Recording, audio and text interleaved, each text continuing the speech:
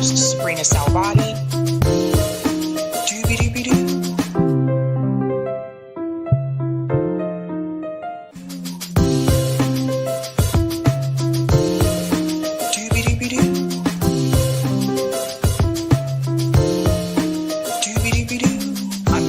Sabrinasalvati.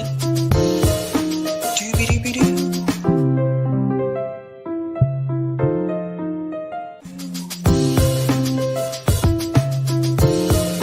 Doobie-doobie-doo. Doobie-doobie-doo. I'm your host, sabrinasalvati. Doobie-doobie-doo.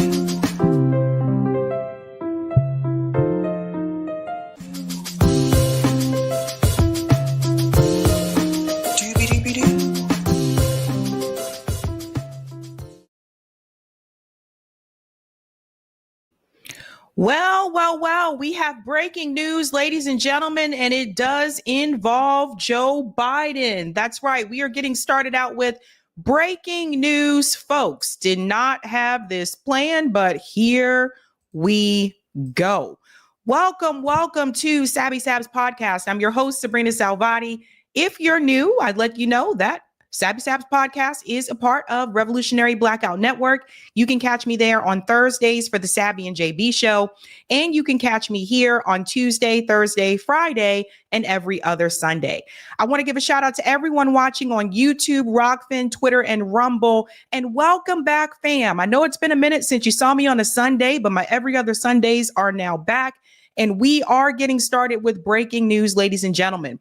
Tonight's theme is Wake Up Call.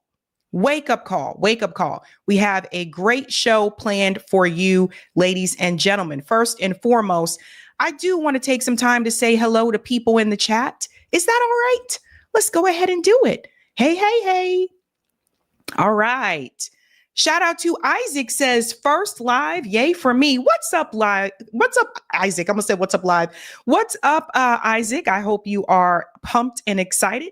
Greetings, Marietta, says can't wait. Already shared. Shout out to Miguel, says peace. Greetings, CBC Voter, says happy Sunday, Sabby, Sabs, and Eric. What's up, CBC Voter? Shout out to Lee Ball, says, hey, Sabs, also breaking Biden news. I know we're going to start with that one. I'm not going to keep people waiting. We're going to start with that one. Shout out to Blockbuster, says hi. Greetings, Hannah, says Sab. Shout out to Wrestle Koo, says, oh, this may be a long night.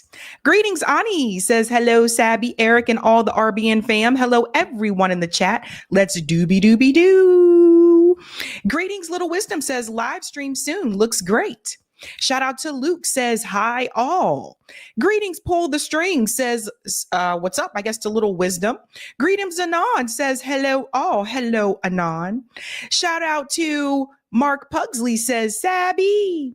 Greetings, Tim, though, said, is anyone still talking about, but what about October 7th after 500,000 people have been slaughtered to death in Gaza? It might even be more than that when you hear the new number, because we're going to hear that new number tonight. They are a psychopath. I'm over. Israel's full of psychopath. SMH, free Palestine. Shout out to Bill. When I'm all alone at night and no one is looking, I dance when Sabby drops the beat. Do you wear your sunglasses at night as well, Bill? Do you put on those sunglasses? I wear my sunglasses at night. Shout out to Thunder Buddy, says, happy Sunday, everyone. Greetings, Dana, says, doobie-doobie-doo, everyone. Shout out to C. Shata, says, hey, Sabby. Greetings, of course, Eric, who keeps it real here in the background, says, news done broke again. Yes, it did. Shout out to M. Tiny Tim, says, happy Sunday, everyone. My condolences to the families of the 2 crew members that were killed in the Mexican Navy ship crash. So sad. Yeah, that story is wild. We'll get into that. Greetings, Sebastian, says, happy Sunday. And shout out to Zen Soulful, says, hello, Sabby, and everyone. Well, guys, I'm not going to keep you waiting. Like I said, we do have quite a bit to cover. I was just going to do 5 stories, but news just broke about Biden, and we definitely want to cover that story.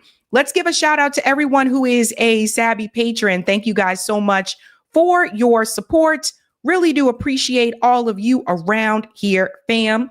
If you're interested in being a patron, I have 5 categories: ultimate, Sabinators. Don't forget about those Sabsters. You can also say what's up to the Sabbies. They're doing the damn thing. Yes, they are. And we also have members. Thank you guys so much. All of their names are listed here, and you can also see their names scrolling across the bottom of the screen there on the ticker. Thank you, thank you, thank you. Let's get into it. Let's do it.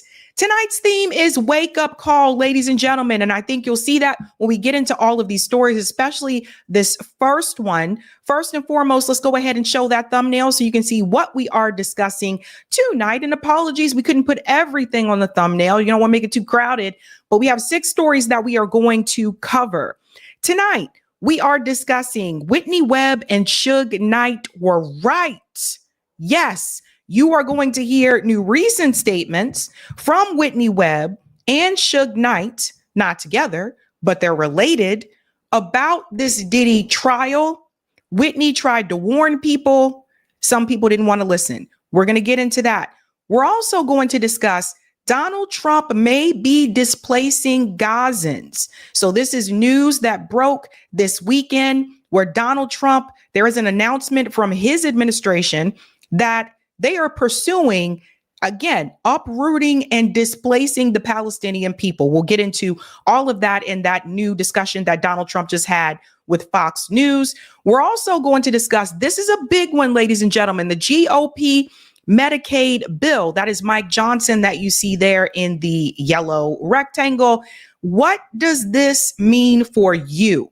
And that's what we're going to discuss. The bill has not passed yet, but I do want to forewarn you who would be impacted by this bill. So we got to talk about that.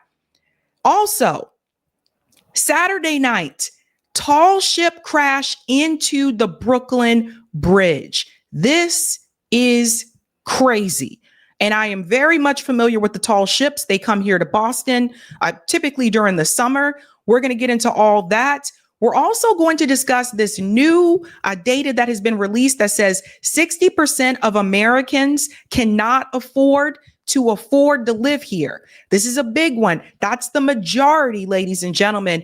And we do have a breaking news story for you about Joe Biden. We do have to get into that, folks. It literally just broke, like the news just broke right before I went live. So I think we are going to get started with that. Again, the theme is wake up call. So getting into this first story, this you would think would be a wake up call for Joe Biden, but probably not, but it should be. It was just announced that Joe Biden has been diagnosed with an aggressive form of prostate cancer. Let's get into the announcement here. And we'll get into some of the details as well. Here we go, folks. Back in here too, live now from Fox. I am Andy Mack. We want to bring you a breaking news story as former President Joe Biden announcing on social media that he has been diagnosed with an aggressive form of prostate cancer. And I want to put up just this statement here on live now from Fox from one of these spokespeople for former President Joe Biden talking about this, saying last week, President Joe Biden was seen for a new finding of a prostate nodule after experiencing increasing urinary symptoms. On Friday, he was diagnosed with prostate cancer characterized by a Gleason score of 9, grade group 5, with metastasized in the bone. While this represents a more aggressive form of the disease, the cancer appears there to be hormone sensitive, which allows for effective management. The president and his family are reviewing treatment and options with physicians. So this is a big news as we are following it. Aggressive prostate cancer with former President Joe Biden after leaving office just several months ago. So, of course, going in there for a checkup. You can see there a statement from the personnel office of the former President Joe Biden about this. And this is major breaking news. Yeah, major breaking news. Joe Biden has been diagnosed with aggressive form of prostate cancer. Now, I want to go ahead and explain some things. Number one, I'm kind of surprised by this because as president of the United States, you have a personal doctor, like you have a personal doctor for the White House, and they're supposed to get a physical every year. I believe it is required if you're president of the United States. You would have thought this is something that would have been caught earlier, right? And what I want you to pay attention to is that word aggressive, right? So if you're getting those annual checkups, you would have thought they would have been able to catch this before it got, to this point. And I will say to everyone that's watching, please be sure that you don't skip your physicals, right? Like that is something that I am very adamant about. Like I won't skip those. That being said, you would think that this would kind of be a wake-up call for Joe Biden, because Joe Biden was the one that said if the Medicare for All bill came across his desk, he would veto it. Why is that important in this case? I just want to remind everybody that Joe Biden has what I would call gold-plated health insurance, which many Americans do not have. Do not have. How many people, how many of you have known people that have been diagnosed with cancer and can't afford the treatments, or their health insurance won't cover, but only so much of it? Because I know I could probably use both of my hands the number of people that I have known in my lifetime that have been diagnosed with cancer, and none of them have had the type of healthcare insurance that Joe Biden had. I have one friend of mine that has basically gone into bankruptcy because of cancer diagnosis, because the health insurance company, they pay for some of it. But even after insurance paid, she was taking pictures of their medical bill and posting them on Facebook to show people that even after the insurance payments, they had to pay $1,600 a week for the chemo treatments. We're talking about somebody that was pretty healthy as much as I could remember. The point is this: Joe Biden has the top-notch medical team, has gold-plated health insurance, that they're probably going to be able to attack this aggressively, and he can probably beat this. Even though it's an aggressive form, they said it's treatable. People that I have known who have even had earlier diagnosis have run into this issue where it continued to spread because they didn't have the money to pay for the treatment, even after insurance paid. I sincerely hope the lesson that people learn from this story here happening with Joe Biden is not that, he has prostate cancer and it's aggressive, and it's good that he didn't decide to run for re-election after all. I hope the message that people take from this is how important it is for everyone to have health care in this country. Because the reality is a lot of Americans are not in the position that Joe Biden is in. A lot of Americans don't have gold-plated health care insurance.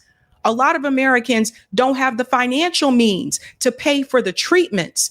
People don't want to talk about it, or people who have money don't want to talk about it, but cancer treatments are expensive. Let's continue. Look right now there in Washington, D.C. at the White House, as we have chronicled the last 4 years for President Joe Biden very, very closely, and also the election in which he did drop out, had his Vice President Kamala Harris jump into the race with about 100 days to go. President Trump winning that election in a mandate style with the voters casting their ballot. But this is big news as former President Joe Biden diagnosed with prostate cancer. And this is just information that the world is learning in real time of what's to come with this. We have not seen him in the public lens a lot in the last several months. So obviously staying out of the spotlight. We have not seen him speak. We have not seen him support other different candidates in the race in 2026, the midterms. We've seen different campaign style events recently, but this is really weird that he said this, because Joe Biden did just have 2 interviews. I guess, I don't know if he just doesn't remember that, but we covered the interview that he had recently with the BBC, and also the interview that he had with Jill Biden on The View. I didn't cover that one, but he's had 2 interviews recently. So it's kind of weird he said he's out of the spotlight, but he did just have 2 interviews. Major news as former President Joe Biden diagnosed with an aggressive form of prostate cancer. We'll continue to learn more here, bring on some medical experts, bring on the finest experts for politics and what this means. And we'll discuss this more here on this Sunday, but we're just gathering new information about this as the world learns that he has been diagnosed with prostate cancer here on this Sunday on Live Now. Back in here too. Okay, so let's get into a little bit more details about this. If you're just joining, it says that Biden has been diagnosed with an aggressive form of prostate cancer. And one of the things I want to add here as well, everybody in this country should have the same health care, in my opinion. I don't think it's fair that because of your status, your title, your wealth, that you're entitled to better health care than somebody else. That is the one thing, like, I will not back down on that. Because like I said, Joe Biden has the best resources possible. He has the best team possible to get this treated and to try to beat this. The average American does not. You'll see that more when I get into that new story about 60% of Americans. Because that story, this is all connected, but you would think this will be a wake-up call. So it's probably not going to be a wake-up call for Joe Biden, but hopefully this is a wake-up call for the rest of the country. Now, if we go into a little bit of the details here, again, diagnosed with an aggressive form of prostate cancer. It says that the prostate cancer has spread to his bones. That's what his office said recently. The diagnosis came after Mr. Biden reported urinary symptoms, which led doctors to find a small nodule on his prostate. Mr. Biden's cancer is characterized by a Gleason score of 9, grade group 5, with metastasis to the bone. While this represents a more aggressive form of the disease, the cancer appears to be hormone sensitive, which allows for effective management. Mr. Biden's office was unsigned. Mr. Biden's office, which was unsigned. The president and his family are reviewing treatment options with his physicians. Again, see how they're able to sit down and review treatment options? Think about all the people in this country that have filed for bankruptcy because of cancer treatments, and because there may have been treatments that were more effective, but they were too expensive. So people go with the cheaper option. I know people who have been through this. Some of you know people who have been through this. Some of you have family members, have friends that have been down this road. And I got to say this, because this is one that really aggravates me the most. And there are a lot of diseases in the world, but this one really aggravates me to the point that, like, after all these years of medical research, you mean to tell me they can't find a cure for cancer in this country? I know there's treatments that have been mentioned in other countries, but think about this, guys. All of the money that goes into medical research, we're talking about decades and decades of researching, and you mean to tell me they still can't find a cure for cancer? Here's what I think is really going on. I believe they don't want a cure for cancer in the United States, and I believe they don't want it because there's more money in treatment. As long as people are sick, these companies, they make so much more money keeping you sick. Chemo is expensive. Some people were able to be cured through chemo. Some people were not. So regardless if you live or die, they still get their money. I have a very, very strong, very strong one with this one, because I fail to believe that they cannot find a cure for cancer in this country. I fail to believe it. Let's go on a little bit more here. Mr. Biden, 82, left office in January as the oldest serving president in American history. Throughout his presidency, Mr. Biden faced questions about his age and his health, which ultimately led him to abandon his reelection campaign. And I don't even want to make this about his campaign. I want to keep the message on health and health care. But I thought Asal brought up a really good point here, because don't forget about this, okay? Asal said war criminals with prostate cancer are still war criminals. Biden isn't a decent man. He's the man who aided the total destruction of Gaza, the mass slaughter of children, normalized starvation as a weapon, and shred international law. His legacy is and will always be genocide.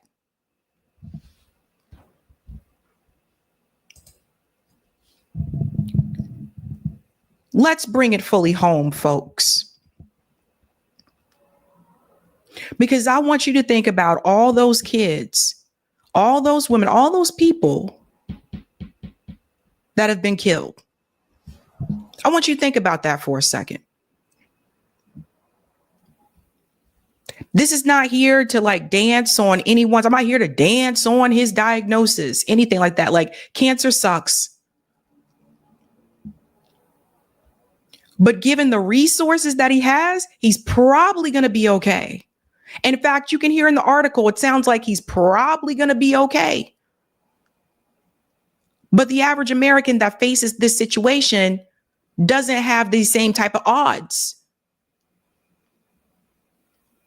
He's the one that didn't want you to have health care. Think about this. I don't know if this is karma or what. I don't know what this is. But don't you think it's kind of weird? He was the same person that said if the Medicare for All bill came across his desk, he would veto it. He's not affected.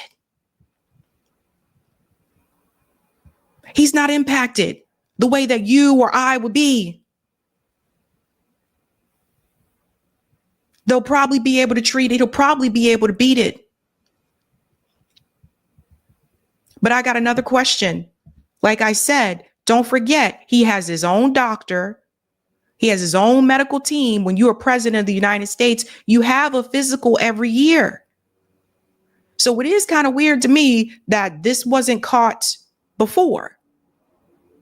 For a lot of other people, this would be an automatic death sentence. That's what I want people to understand. Because we don't have our own doctor. Not in this capacity. We don't have those types of resources. Hell, there's doctors near me that haven't taken or accepted new patients since the pandemic, okay? Some of you may have run into that same situation. But he's covered, he's taken care of. I sincerely hope what Americans take away from this, because I'm going to go ahead and tell you, corporate media, the way they're going to talk about this, they're going to try to make it political. I want you to make this message about healthcare. Everybody deserves healthcare in this country, and you shouldn't have certain types of treatment based on your title, your wealth, etc. Let's go to some of the comments here in the chat. Thank you for the super chat, Jay. Happy Sunday to you, Sabby. Happy Sunday, Jay. Robert says, I bet Joe has health insurance. New York Varsity says presidents do not use insurance. They have their own doctors, military scientists, and hospitals. There you go. His own team. Thank you, Mark. People going to say poor Joe Biden. I say make him get his cancer treatment in Gaza. Miss Ritchie, if mom had been under 65, her bone marrow cancer would have absolutely financially ruined us. Well over 1 million in treatments covered by Medicare. This is another thing too. Your age can make a difference. Thank you, Chris. Many say Biden is empathetic. He's been around health catastrophe whole life. Bo, first wife, kid, universal health care should have been a slam dunk, 100%, but he's bought off. Thank you, Marlon. Cancer is for profit medicine's biggest money maker, so he still helped the economy. Thanks, P. Didn't Biden say he'd cure cancer? He did say that. Thank you, Fully. How many times were we told over the last 5 decades, were we told that the cure for cancer was just 5 years away? Disgusting. Thanks, baby Ethernet. A lot of our pollution, pesticides also, cause cancer. And CM, who's been a member for 13 months, says, 13 months, go Knicks. You had to do it, didn't you, CM? You had to do that to me. Look, I told my family that the Celtics were going to struggle against the Knicks. I was right about that. I just didn't realize it would be a slam dunk struggle. Like, Jesus Christ. How do you lose lead 2 games in a row? Come on. And stop relying on the threes. Stop relying on threes. Go to the hole. Let's get the comment on Rockfin. Sorry, I had to bring in a little bit of sports here, guys. Some of the chat is probably like, go to the hole. Thank you, Roger. When you celebrate your oppressor dying and someone says to you, damn, you ain't got to be like that for just cause you don't agree with their politics, make sure you tell them that is an argument for when you got two people who have equal status sitting on a couch and debating the issues. Someone who has no power over you to affect your life. But for those who do and wrecked it, you celebrate. Good B. Joe made it very clear he has no sympathy for millennials. Well, looks like the favor is being returned. Yesterday, I put a post on X explaining the New York Health Act has a majority co-sponsorship support in New York State and 3 short in the assembly. Yet they refused to put it on Hochul's desk. Men saw palmetto benefits prostate's health by reducing the enzyme that promotes prostate cell growth. Thank you. Thank you so much for that. Okay. Let me come back up on the screen here. Okay, ladies and gentlemen, if you haven't done so, go ahead and smash that like button. Thank you. If you're new, don't forget to like, sub, and share. And again, the theme of tonight's show is Wake Up Call. And that's another one when we get to this story here about the ship. Saturday night, a Mexican Navy tall ship crashed into the Brooklyn Bridge. Believe it or not, if you're not familiar with the tall ships, they're like these huge, they really are tall ships, but they're huge. They usually come to Boston like during the summer, so you can kind of catch them once a year. They're here for like a couple of days, and you can go down to the seaport area and you can see the tall ships. But they're tall ass boats, which is why they're called tall ships. Now, I want you to keep that in mind when you see this video and ask yourself, why in the hell did they think that this tall ship was going to be able to fit under the Brooklyn Bridge? Check this out. Here's the video right here, folks. So it says here, a search and rescue. This is when the search and rescue operation started. It said the ship was carrying 200 people and it crashed into the Brooklyn Bridge. I think right now it's being reported there's like 19 injuries. 2 people, I think, have died. Watch this, guys. It's kind of in slow motion, too.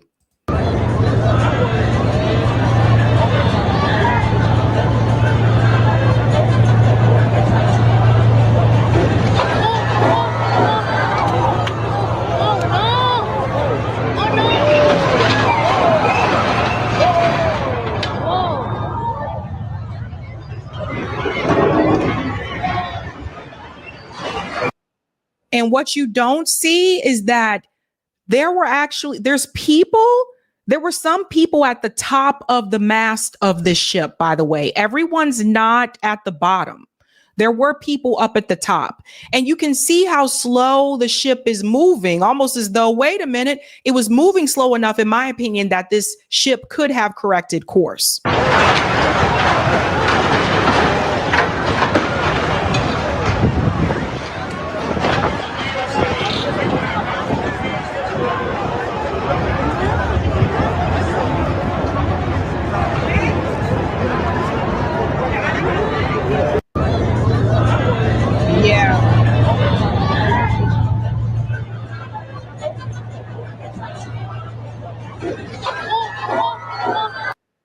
Even right there, you would think the ship would have stopped or something.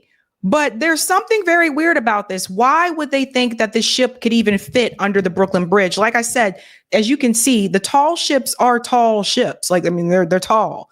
So why would they even try to make this attempt? Danny said, why were they up there? I don't know. There were people at the top of the mast. So when you see that ship hit the bridge, you need to know that this part right here, people are falling off.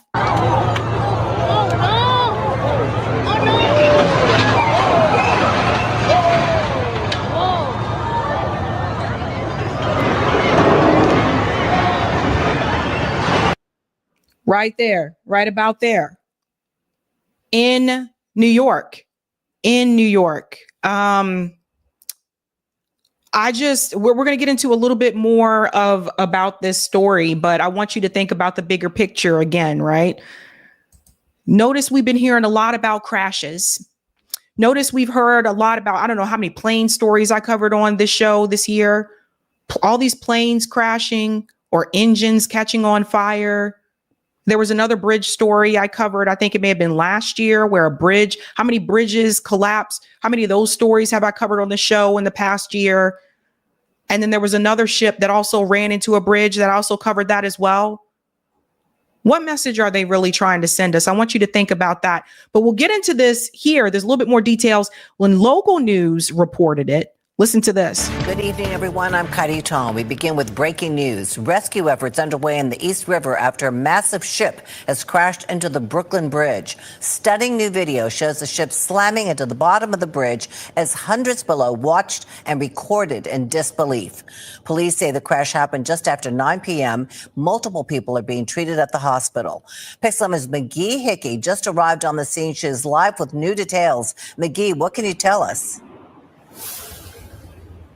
Well, we're here in Dumbo, and if you take a look behind me, you see this massive tall ship with what we believe is a Mexican flag that must have drifted between the Brooklyn and Manhattan bridges. It's right now on the south side of the Manhattan Bridge, but the crash actually occurred into the Brooklyn Bridge, and we believe it happened more like around 8:30 this evening. It's believed that there were several crew members on board who were injured. Some people are reporting that it is a Mexican Navy tall ship. There were believed to be 200 people on board. And from talking to some people, they saw people up in the top mast. It's 5 layers of sails on this tall ship. And so you guys can see how tall it is here, right? So again, she's saying the boat drifted. Like, what do you mean it drifted? How did that happen? And why were there people all the way up there at the top? I don't know. But how many stories are we going to hear about boats crashing into bridges collapsing? Like, what is going on? it looks like 3 different masts. And when it slammed into the Brooklyn Bridge, it looked like at least 2 of the masts toppled. And we have talked to some people who believe they saw crew members hanging from the sails. We don't know. We haven't confirmed that with police. You can see up in the sky, there are at least 3, maybe 4 choppers, several of them police helicopters, we believe. There are also at least 3 NYPD boats on the ground. And okay, so Eric just informed me that it looks like there may have been an engine failure on the ship and it drifted in, right? So this goes back to another infrastructure issue. How many more stories are we going to hear about engine failures, whether it's a plane, whether it's a boat, etc.? Like, this is crazy. And I don't know why. I don't know why there were people at the very top, but maybe they've done this before. It's scary, though. You know, this is just everyone saying, how could someone who is piloting this very tall ship think that they could go under the Brooklyn Bridge and not crash into the bridge? As we were arriving here in Dumbo, we're right by, if you know Dumbo at all, we're right by Jane's Carousel on that side of the Manhattan Bridge. We spoke to one eyewitness named Micah Gunn, who took a lot of the videos, and he describes what he saw. People working on the sailboat. There was a bunch of them at the very top of the sails. As the bridge was going under, it hits the very top, like the top of the sailboat hits the bridge. The people at the top, they don't fall off because they're all in harnesses, but they're all been I've been hanging for the past hour. Wow, what are your thoughts? I mean, as a bystander, it's pretty hectic, crazy. You would never think such a thing would happen. You think it was, I don't want to say common sense, but maybe a little bit of common sense to check before if you could get under or not, whether the height of your boat and get through or not. So. Yeah, I just want to explain that. Thank you, Rod. So Dumbo down under the Manhattan Bridge. Yeah, that area is kind of gentrified. But very, very, very scary here. And with me now are two more witnesses to first the crash at the Brooklyn Bridge, and then they saw this tall ship head to the Manhattan Bridge where it is not moving anymore. With me is Haroon, Salahuddin, and Ali. Nawaz. All right, so we'll start with you, Haroon. What did you see? Yeah, I mean, me, Ali, and another friend of ours, we were just eating pizza on like on the side of the Brooklyn Bridge where the boat was headed in. Yeah. And and then we saw clearly that the mast was too high for that. One of our friends called it out, and it kept continuing, and we saw it like all three of them, they got knocked down or got hit by the bridge, and we saw people unfortunately dangling. There were people on the mast, like there were people like all standing on the mast. They were like holding lights, and we saw them like when the mast got hit, there were people dangling, and I think at least one or two people we saw like fall down. So I hope they're all right. And did you Jesus see Christ. police rescuing anybody? Police arrived like maybe like 5 or 10 minutes after it happened. I think the boat had come to a stop by then over here. There was actually a point where we didn't know whether the people on top of the boat were like real, because we were like confused as to why there were people like standing on top of the mast. So we weren't sure 100% initially whether there was something worth calling the police for, and then obviously we found out that there were people up on there were alive, and that there was a medical emergency, of course. So yeah. Hopefully. It's interesting too, because the other story that we covered a couple of months ago about the ship that also crashed, there was another ship that crashed into a bridge, and they said the same thing. Oh, the power went out and we didn't have any engine power and the boat just kind of drifted in or whatever. It just, I don't know. Like it's concerning. I'm also concerned about the fact that there were people at the top of that mast. That just doesn't appear to be safe. So I don't know who gave that an okay. Everyone survived, and when you take a look at how tall that tall ship is, and it could not go under the Manhattan Bridge. Clearly, it could not go under the Brooklyn Bridge. Definitely not. And it does have a Mexican flag, maybe a naval flag. Yes, yeah, it did. Yeah. I believe so. All right. Thank you, Haroon. Thank you, Ali. Thank you very much for sharing what you saw. Yeah, I don't know, you guys. It's scary. And someone mentioned Baltimore. Yes.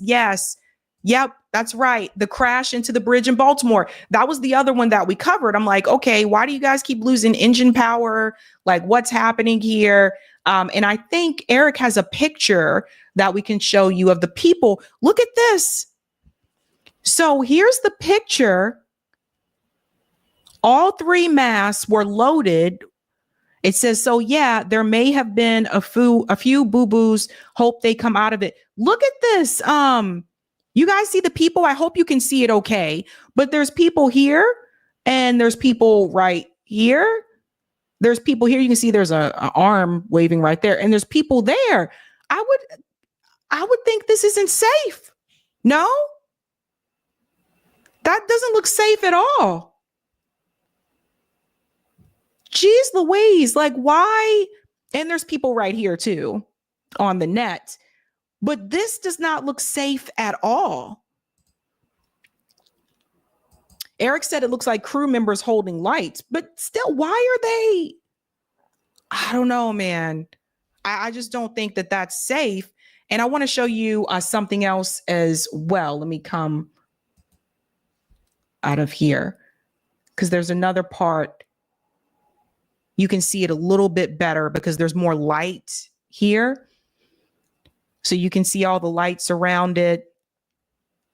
Then Kayla is saying prayers to those that were affected by the Brooklyn Bridge fiasco. Never should have happened. I think it's being reported now that 2 people have died and there have been injuries. But Jesus Christ, that's scary. It also shows you how strong this Brooklyn Bridge is, right? I've been across that bridge multiple times. So it just, wow. But I want you to think about, like, why does this continue to happen? Like, why do we keep hearing all these stories about engine failure, power failure? It kind of reminds me of that movie, and someone had already brought it up, but the movie that was on Netflix called Leave the World Behind, where we have the power failure and all that. I don't want to give too much away if you didn't see it, but it just seems like we're having these engine failures on planes, plane crashes. You're hearing more about plane crashes now. You're hearing about I don't know how many stories were covered now about the ships crashing into things, and they're saying we lost power with the engine. And it just makes me wonder, is it that these incidents have been happening in the past, or is it that they increased now? Or is it that they happened before in the past, but corporate media just didn't report it as much? Because here's the thing, the news clip that I just showed you of that woman, that was local news. Remember, the stories are given to them. So they really, the anchors who sit down, they're not picking the stories they want to cover, not at local news station. I interned a local news station before, not at those types of stations, right? So the stories are already chosen for them. So I want people to start asking that question. Is it that we're having more engine failures with these ships? We're having more engine failures with planes at this point in time now? Or is it that we had these issues before in the past at the same frequency, but it just wasn't reported on? And if that's the case, that this has been happening all along and it just wasn't reported on, why are they giving so much attention to it now? I just want people to think outside the box, right? Because I feel like this is kind of a wake-up call, whether it's coming with the media. Maybe the media is trying to send a message. I don't know. But I would say, obviously plane crashes have happened before in the past. The question is the frequency. Just something to think about. LPA Film says a friend of mine believes these things escalated after the drone and fog incidents in the sky. Yeah, I wonder, what are they trying to send a message? Are they trying to make people afraid? I don't know, but we know that planes have crashed before in the past. We just got to question, was the frequency the same? Go to other comments here. Thank you. Thank you, Marlon. What they are not telling you is the cure for cancer is money. If you can afford it, you beat it. Thank you. None of your business. Did you know? Oh, we can't say that on here. None of your business. I'm sorry, but they're going to get me for that one. But I'll let people read it. But we can't say that on here. But there you go.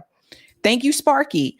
Reports say the tall ship wasn't trying to go under the bridge. Something went wrong with the auxiliary motor or transmission, where it quit working or was stuck in reverse or drifted into the bridge.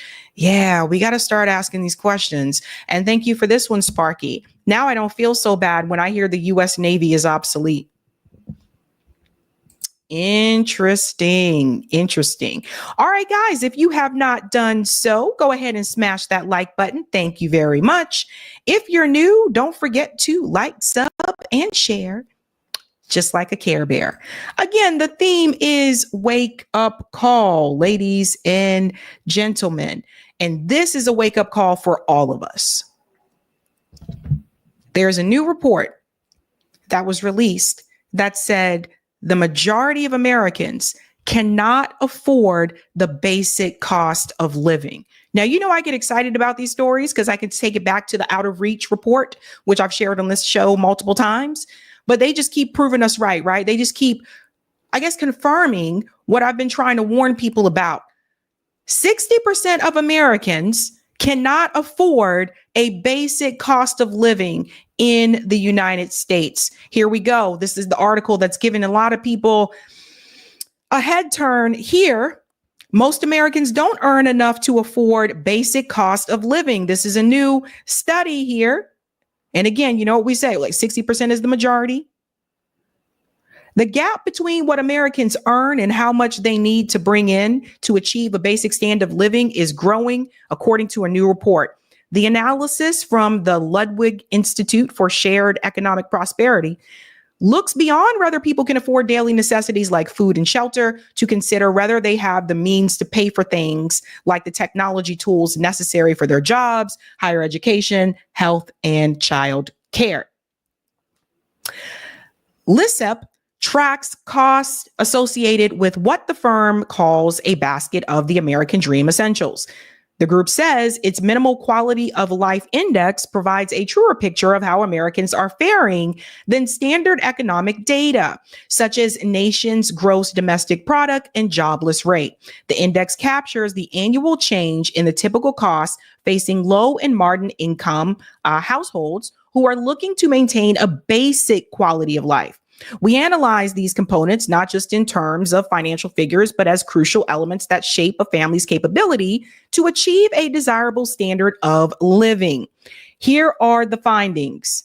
For the bottom 60% of U.S. household, a minimal quality of life is out of reach. Let's hold on to the term out of reach, because this is all going to swing back to that out of reach report. The middle class has been declining. We just haven't recognized it fully. Okay, when they say we, they mean them, right? We all know this. It's interesting.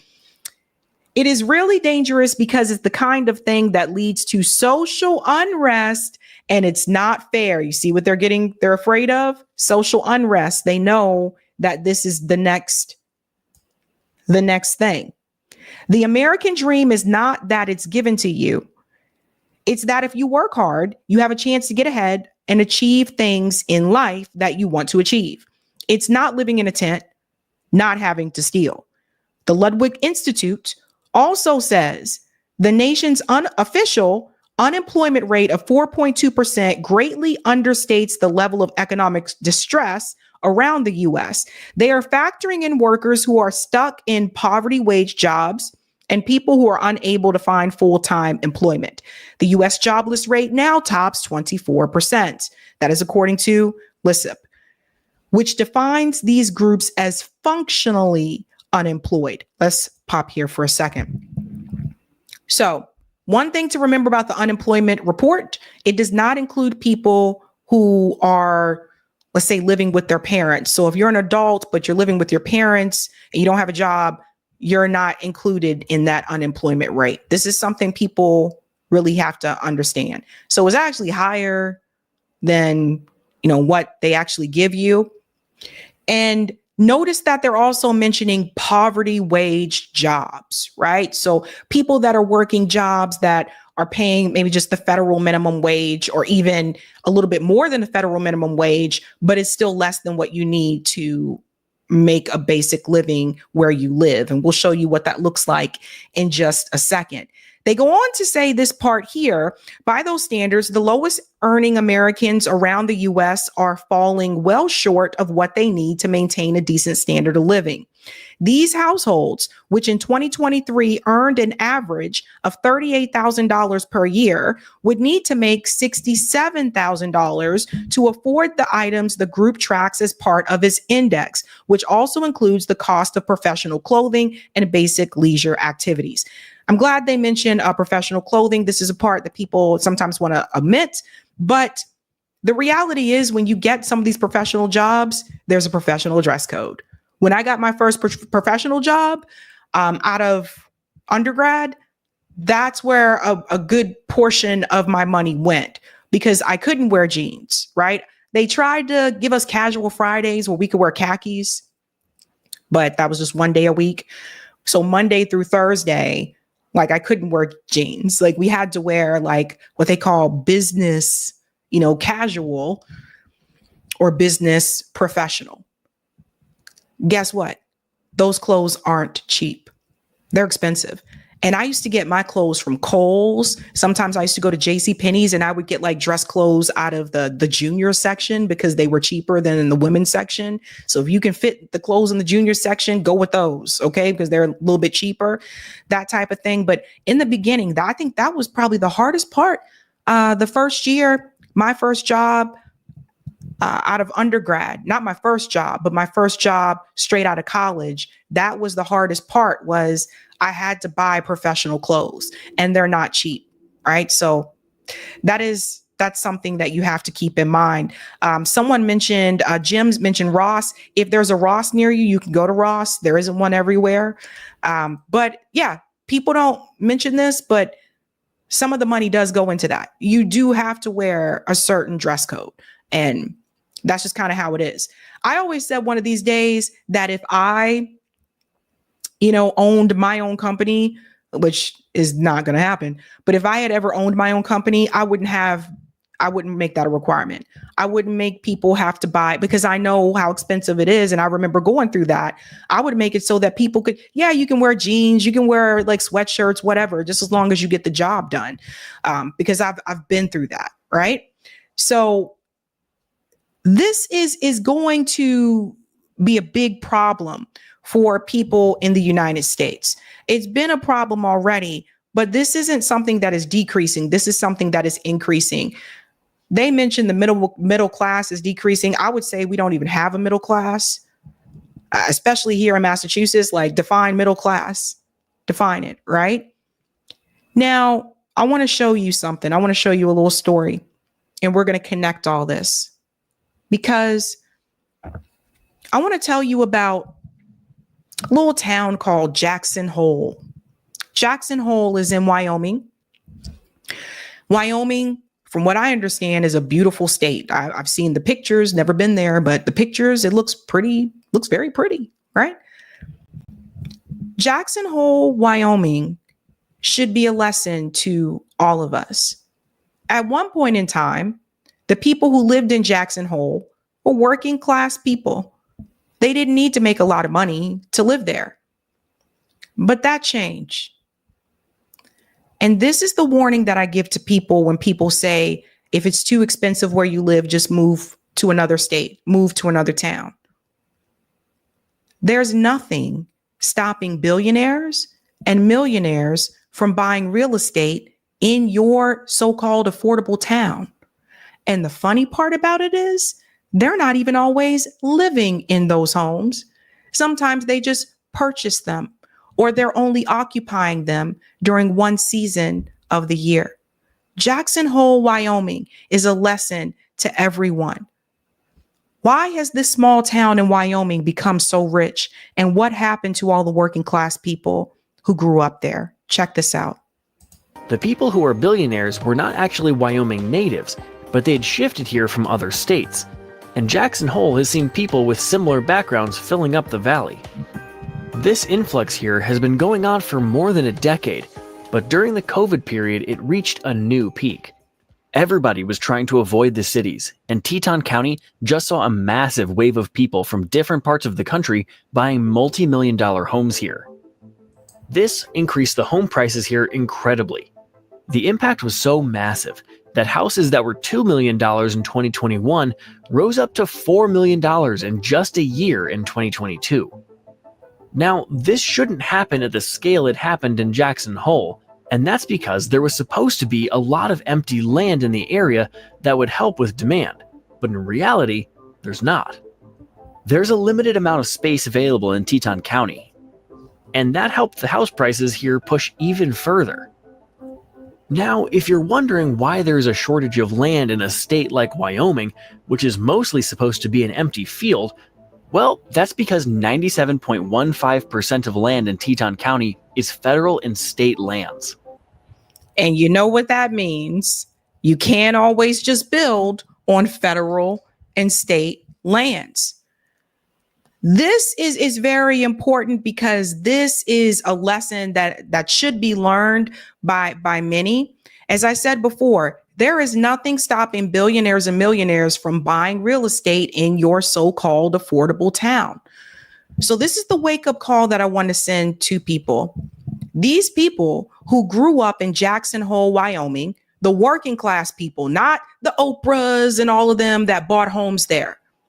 These people have been pushed out of their community. Some of them are now homeless, which you're going to see in just a second, because rich people decided to move there. You see, this is the unfortunate thing. Right now, we don't have laws that outlaw private equity from buying homes. We also don't have laws preventing people who are very wealthy from buying said property in said affordable neighborhood. We just don't have. Money talks. And what you're seeing is that places like Jackson Hole basically became a playground for the rich. And meanwhile, that report we just showed you, 60% of Americans, they can't even afford the basic cost of living in the United States. And the rich are making these towns and cities their playground, and they're just eating it up. There's nothing stopping it. We don't have a law to stop it. Why don't we have a law to stop that? Why isn't Congress trying to create a law to stop something like that? Because when you see that these parties are attached to corporate interests, then you realize they're really not working for the working class people. Then you realize why the billionaires and the millionaires are able to get away with murder, steal your land, steal your childhood, where these people grew up, and you have nothing. Nothing. We'll go on a little bit more here, and I want to show you what happened to some of the residents. Which puts it to only 2.85% of available land, which is about 77,000 acres. And if you minus the ranches and hotels and resorts in the county, the land available for housing is pretty limited. Now, Jackson became expensive because of the people who moved there, which included them buying big houses and ranches, which later on increased the price for the whole area. But the question here is why they moved here in the first place. Well, that's pretty complicated because people have very different reasons to be here. But for the majority of people, it's a combination of factors. Generally, most people come to Wyoming because there are no taxes. The state collects no personal or corporate income tax, and it has one of the nation's lowest sales tax rates. But you see... So do you see that, guys? Another perk for the rich. Oh, let me buy a place in Wyoming because they don't have any tax. I don't have to pay a corporate tax. I ain't got to pay no sales tax. So you see, Jackson Hole has basically become another tax haven for the rich. It isn't just about the taxes. It's also about an escape from the city life. In the recent few years, the number of people that are leaving big cities in America has increased drastically. This has led people to look for places which are the opposite of cities, which would be peaceful, less traffic, and more nature connected. Jackson came out as a perfect place. It's one of the most beautiful places in the country. There are plenty of outdoor activities, and the town has all the necessities plus the coolest bar. Yeah. Rich people came to Jackson Hole, Wyoming, and they really screwed it up for the working class people who grew up there. And I want you to check out some of the working class people. This is why I say you can't vote your way out of this. Listen to this. Homelessness in Jackson, officials say on average there are about 80 people experiencing homelessness here at any given time. Pretty low numbers, they say, compared to other cities in the U.S. However, not included in these numbers are people like Deb Downey. She works as a room attendant or maid at a high-end hotel here in Jackson, making more than minimum wage at $18 an hour. But it's still not enough, she says, for housing in Jackson. You guys hear this? This woman makes $18 an hour in Wyoming, in Jackson, Wyoming, and she still can't afford an apartment. This is the danger I've been warning people about. This is what I've been trying to tell people. The danger is not, I really do feel like both parties do this. Both parties try to get people like angry and fighting against each other over things that don't affect your pocketbook and your bottom line. And the reality is, at the end of the day, the rich continue to get richer and the poor continue to get poorer. That's why we don't have a middle class, because the working class, the lower class, has continued to increase. It's not the other way around. It's not that people who are middle class all of a sudden became wealthy. It's going in the other direction. Where do you see where she lives? $18. She's making $18 an hour. So this so-called fight for 15, that doesn't even get you anything. You can't live off that in Wyoming, man. Where's she living at? Pulls into this parking garage next to the hotel each night to sleep in her SUV, next to several other people sleeping in their vehicles. You see this? Police have told her is considered camping illegally. Town of Jackson don't allow camping, but they allow all these RVs to come in and campers during the summer. Deb finally found a room at this homeless mission where she and many others pay $420 a month not to have to live on the streets. This is insane. Did you catch what she said? They let all these RVs and campers come camp here, but I can't sleep in my car because they say that's considered camping and that's against the law. There are whole ass families sleeping in their cars in the United States. When I was growing up, homelessness, I mean, you saw homelessness, but I felt like you didn't see it as much as you see it now, right? Like now, full families sleeping in cars. When I was growing up, tent cities weren't a thing. When I was growing up, there weren't no tent communities. Like this was not a thing. And at one point, it was something that was just uniquely in California. California has a huge homeless problem, but now you see it everywhere. There are tent communities in Austin, Texas. This is a national issue. $18 an hour. Can't afford an apartment in Wyoming. So she's living in the homeless shelter. What are we doing to workers in this country? What has this country become? Now, I say that to take you back to this. The Out of Reach report. Every year, this report is released. We've covered it 2 years in a row. And I just want to remind everybody, this isn't even just uniquely a blue state problem, as many would say, right?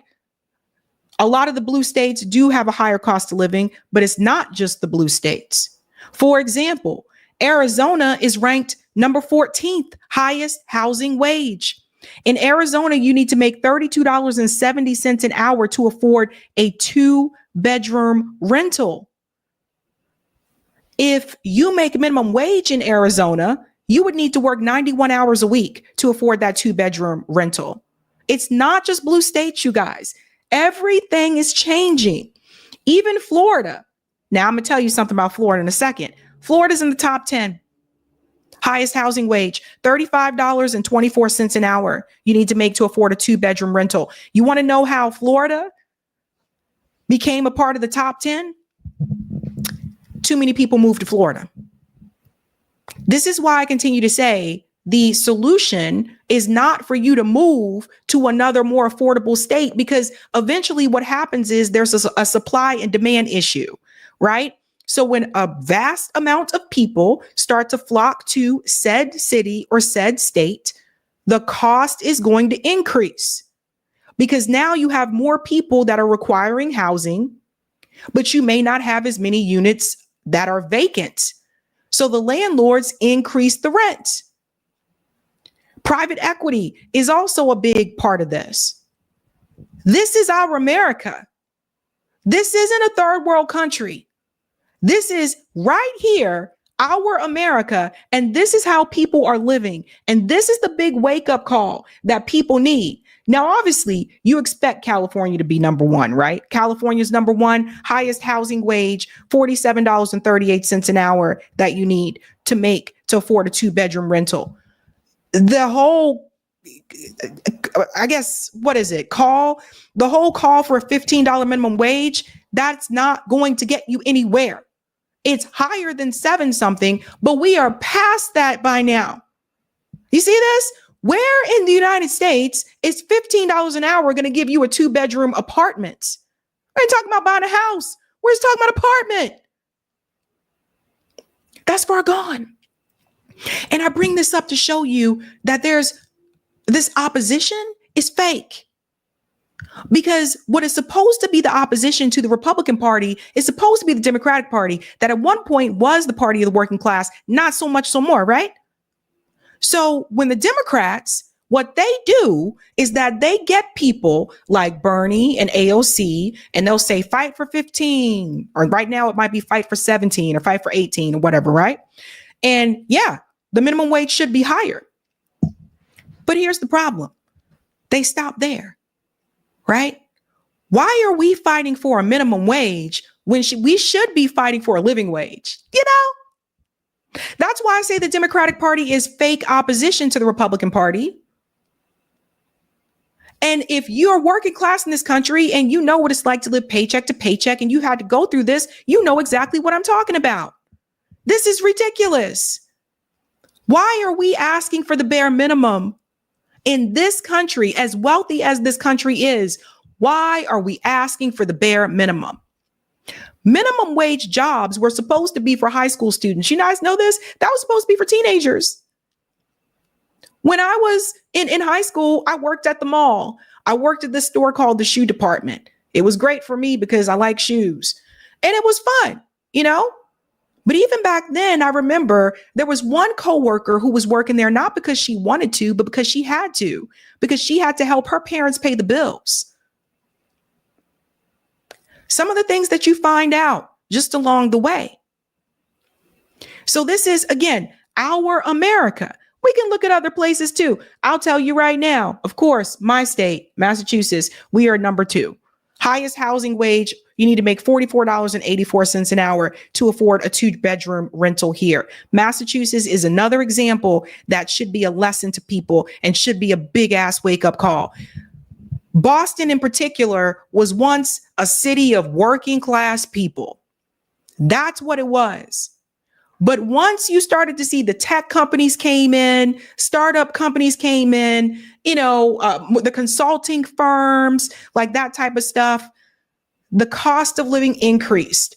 Gentrification has taken a hold of this, like Boston, like no other. Like it's crazy how rampant gentrification is. A lot of those people who grew up in the city and working class families have been pushed out. They've been pushed to the South Shore or the North Shore, or hell, some people packed up and went all the way over to Western Mass, and ain't much going on out there. So when I say we can barely afford, like this is crazy. Washington State, you need to make $40.32 an hour. Washington State. We can go on. Nevada's ranked 16th. What's in Nevada besides Vegas? Somebody let me know. Let me know what I'm missing. Okay. You need to make $30.87 an hour to afford a 2-bedroom rental in Nevada. Ohio. Now, Ohio is one of the lower ones, right? 41st state, 41st highest housing wage. Not too bad, but it's still above $15 an hour. In fact, you don't see where this can really work until you get to Puerto Rico. Puerto Rico, you need to make $11.48 an hour to afford a 2-bedroom rental. So, does everybody see the problem? This is a problem. And I have covered this report for the past 2 years. The new one will be released this summer. It increases every year. We are not heading in the right direction in this country. We're not. And if you have kids, think about what that means for your children's future. If you have grandkids, think about what that means for your grandkids' future. This is why they're trying to put everybody in these tiny apartments. See, I done told you guys, listen, I done figured this out, okay? What they really trying to do is that they are trying to put people in these tiny shoebox apartments where you may have roommates. They want everybody, I mean, you kind of have to nowadays. They want to put you in these tiny apartments. They don't really want you to drive. I see it all. It's all around me. They want you to basically have everything kind of within your reach. You can see that if you go to Cambridge, you go to Kendall Square in Cambridge, you can see this. It's happening all around. In other words, they don't want you to own anything. Don't you guys think it's strange that nowadays you can go to college? You may have student loans, may not, but you can go to college, start a job after college. Don't you think it's strange that you have people that are in their late 20s, early 30s that still can't afford to get a home? My parents didn't have to live that way. What the hell is going on? If you're watching and you're, you know, in the boomer group or maybe even like the Gen X group, like, why is it that homes that cost like $35,000 are now like $750,000? So if our wages did not adjust for inflation, who are they really trying to sell the homes to? Not to us, not to the working class. And I told you guys, had it not been for the pandemic, I don't know if I would have gotten lucky either. It's very scary. It's very scary. And I call on everyone to, regardless of what your political affiliation may be, this is a problem. And it's getting to the point where no matter how hard you work, it's not going to matter when billionaires and millionaires can come into your town and buy up the homes, which again makes everything else expensive, including your rent. This is something that Congress should be able to have bipartisanship for. Republicans and Democrats in Congress should come together on this issue. But they can't, because the same people who are buying these homes in your so-called affordable town are the same people that have captured the politicians in Congress. Or they're the same people that belong to said corporation or lobby interest groups that have captured people in Congress. And what we really need in this country is not who's going to run for the Democrats? Who's going to run for the Republicans? No, what we really need is a massive movement in this country that is going to benefit those of us, which is most of us, that are not a part of this corporate captured group.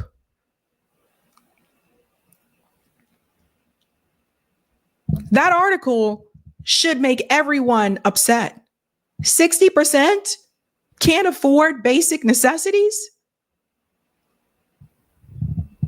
And our government is worried and concerned about what China and Russia are doing. Our government doesn't even take care of its own people, but they're focused on what other countries are doing. Let's go to comments in the chat, ladies and gentlemen. Shout out to Kit from Hardlands Media says, get angry. Get angry. All right. Thank you, Sparky. Before auxiliary motors and tugboats were available, sailing ships didn't routinely go close to shore. They played it safe and anchored at a safe distance and took rowboats ashore. That's interesting. Thank you, Marlon. Maybe that they want to automate transportation. Marlon, you thinking, see? You thinking. Thank you, Roger. Maybe they feel fire to compete with online media is why. Oh, thank you, VS. Sabby, I bet they knew about JB's prostate cancer a long time ago because of the PSA monitoring that is routine. It's now metastatic. They got to tell us. Yeah, that's what I was asking. Like, don't they always have that, the annual every year? Don't they have to do that? Jim says they live for 6 months and 1 day in the state of the least taxation. Han says they control us by inflation, so they do what they want by playing chess with us, or playing chase with us, excuse me. Thank you for pointing that out. Thank you, Marlon. Ironic how much reparations would reverse this situation and it is owed. That would definitely change the housing situation. Itoli says it's a pyramid. It has always been a pyramid. The bottom tiers exist to serve the top level. Soccer Papa says, Sabby, Sabs, and Eric, look at Bozeman, Montana. Also, that town was also swamped by the mega rich. Thank you, Miss Richie. Private equity is even buying up trailer parks and pricing out the existing residents. It is absolutely evil on every level. And thank you, Sparky. The longtime war on small business and war on labor unions has made the middle class all but disappear. Where's the love? If we earn $8 to $50 per hour, and over 60% of us are living paycheck to paycheck, then the reality is that the American workforce is enslaved. Thanks, Marlon. Again, no working class people should be voting for red or blue. Go independent. Thank you, Trash Panda. I've worked third shift in my city for years. The amount of people that I've seen living out of a vehicle or just straight homeless is ridiculous. Thank you, Doug. You will own nothing and be happy. 2019, the World Economic Forum. Get ready for 15-minute cities. There you go. Thank you. Where's the love? Congress are plantation overseers. And thanks, James Bondage. It's called neoliberalism. Thank people like Reagan. There you go. Okay, let's get Rockfin, and then we'll go to the next story. Thank you, Roger. Wyoming is known for its favorable income tax. Wyoming has no state income tax, meaning residents don't pay taxes on wages, salaries, or investment income. Estate inheritance tax. Wyoming does not have an estate or inheritance tax. Corporate income tax. Wyoming has no corporate income tax. Business entity license tax. Wyoming does have a business entity license tax, which is an annual tax on LLCs and other business entities. Sales tax, state sales tax. Wyoming state sales tax rate is 4%. Local sales taxes, the counties can impose an additional local sales tax up to 4%, leading to a combined rate ranging from 4% to 8%. Here's the exemptions. Sales of prescription drugs, medical equipment, and food for home consumption are exempt from sales tax. Sabs, I was going to continue copy and paste until I realized just how many tax benefits Wyoming has. So I said, screw it. You got to Google it, people. Also, not happy, 42% of Wyoming is federal land. A public bank can be used to pay for decommodified housing, make all utilities pay for with public bank free for all. Interesting. And thank you, Michael. Congress is like a corporate populace. There you go. Okay, let's move on to the next story here, ladies and gents. Okay. It's wild, it's crazy, it's wrong, and we do have to have a wake-up call with this one as well. There's more information that has been announced about what the Trump administration wants to do with Gaza. And right now it is not good. It's bad. It's really bad. And one of the calls is to remove Palestinians from Gaza and to send them to Libya. This is displacement. This is also ethnic cleansing. We should be 100% against this. Like, let's get into this a little bit here from Common Dreams. Insanity Observers Blast reported Trump administration plan to move Palestinians to Libya. A plan reportedly under consideration by the Trump administration to send up to 1 million Gazans to the divided country of Libya was met with criticism on Friday and Saturday, with several observers calling it part of the plan to carry out ethnic cleansing. On Friday, NBC News reported that the Trump administration has broached the plan with Libya's leadership, though no final agreement has been reached.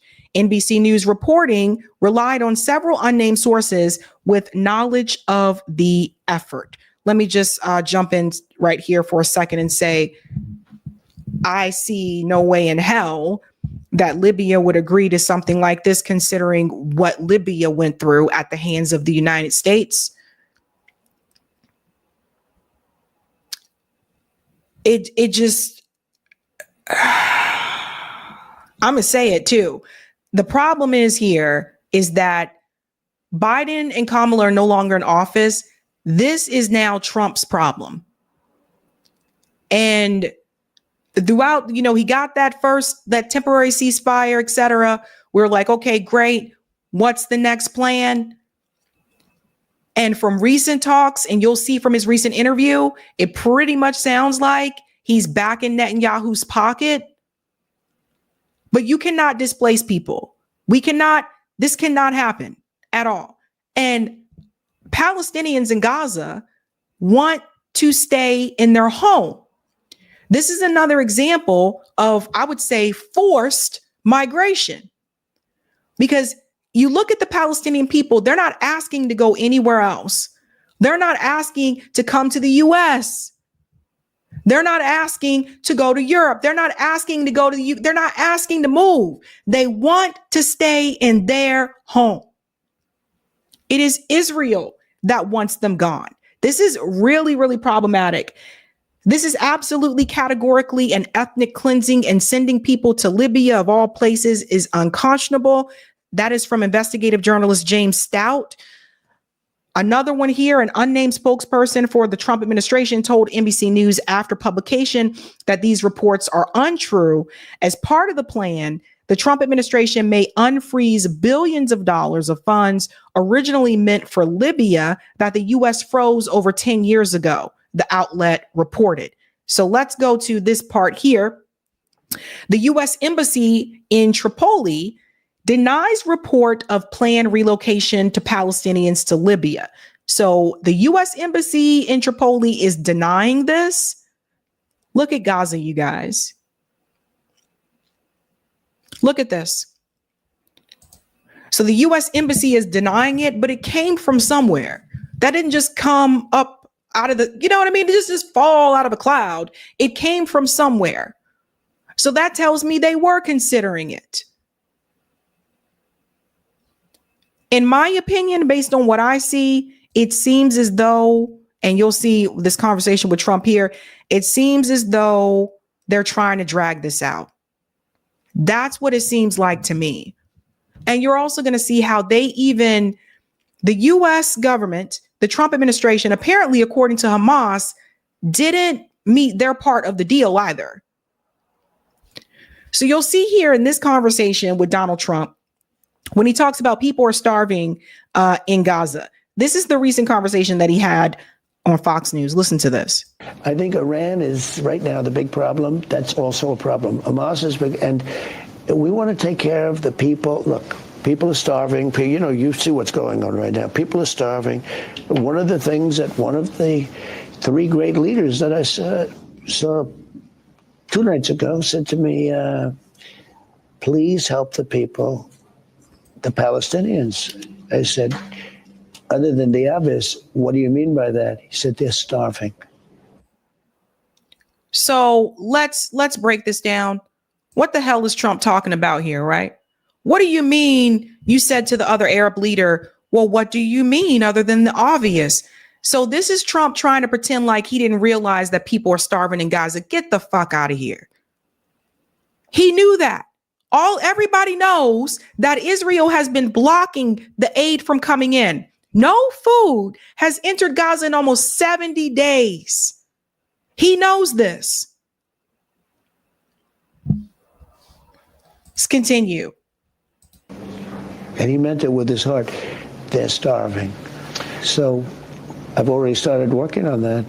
It's a deep problem, but we'll get it solved. And a very immediate and a very big problem is, you know, I'm so proud of what we were able to do with India and with Pakistan. Well, it's a potential problem like that we have here. I'll get it solved, and one way or the other, I'll get it solved. It's either going to be done nicely or it's going to be done violently. And I 99.9% want to do it nicely if we can. What's happening between India and Pakistan is not the same thing that's happening in Gaza. Not the same thing that's happening in Gaza. Pay attention to what he says here about the number of people. This is towards the end of this clip, because what did we tell you guys about the number? They keep saying 40,000, 50,000 people that have been killed in Gaza. And we're like, no, that mathematically, that doesn't make sense. Okay. He reveals the number here. And I don't know if everyone noticed it. Well, Dropside News did because they shared this. Trump claims there are 1.9 million people in Gaza, and he'd like to see them relocated, ethnically cleansed. Gaza's population prior to October 7th was estimated 2.2 to 2.3 million, meaning the U.S. Israeli genocidal campaign has already reduced it by about 15%. Everybody see the numbers? Okay, listen to this. Israel, Hamas, the situation in Gaza is going to come to an end soon? Gaza's a nasty place. It's been that way for years. I think it should become a free zone. You know, freedom. I call it a freedom zone. It should become a freedom zone. It doesn't work. Every 10 years they go back. They have Hamas. They have everybody's being killed all over the place. I mean, you ever see? You talk about crime stats. It's a nasty place. Are these people, these countries that you were just visiting, are they going to have to be a part of the solution? Well, they would be. They would be. I spoke to all three of them. They would absolutely be. I mean, they're really rich and really, really, really even more than rich. They're good people, and they would help. And so money's not even the problem. You got to get countries to say yes to take them. Look, these are people that want to be in the Middle East. They really want to be in the Middle East. They love the Middle East. I see that. There's a spirit for the Middle East.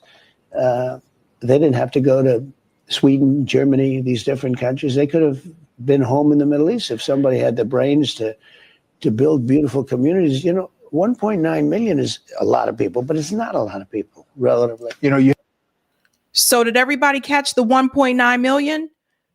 So see, and this is like the second or maybe third time he's let that number kind of slip out. So that tells you it's way more than 50,000 people that they've killed, right?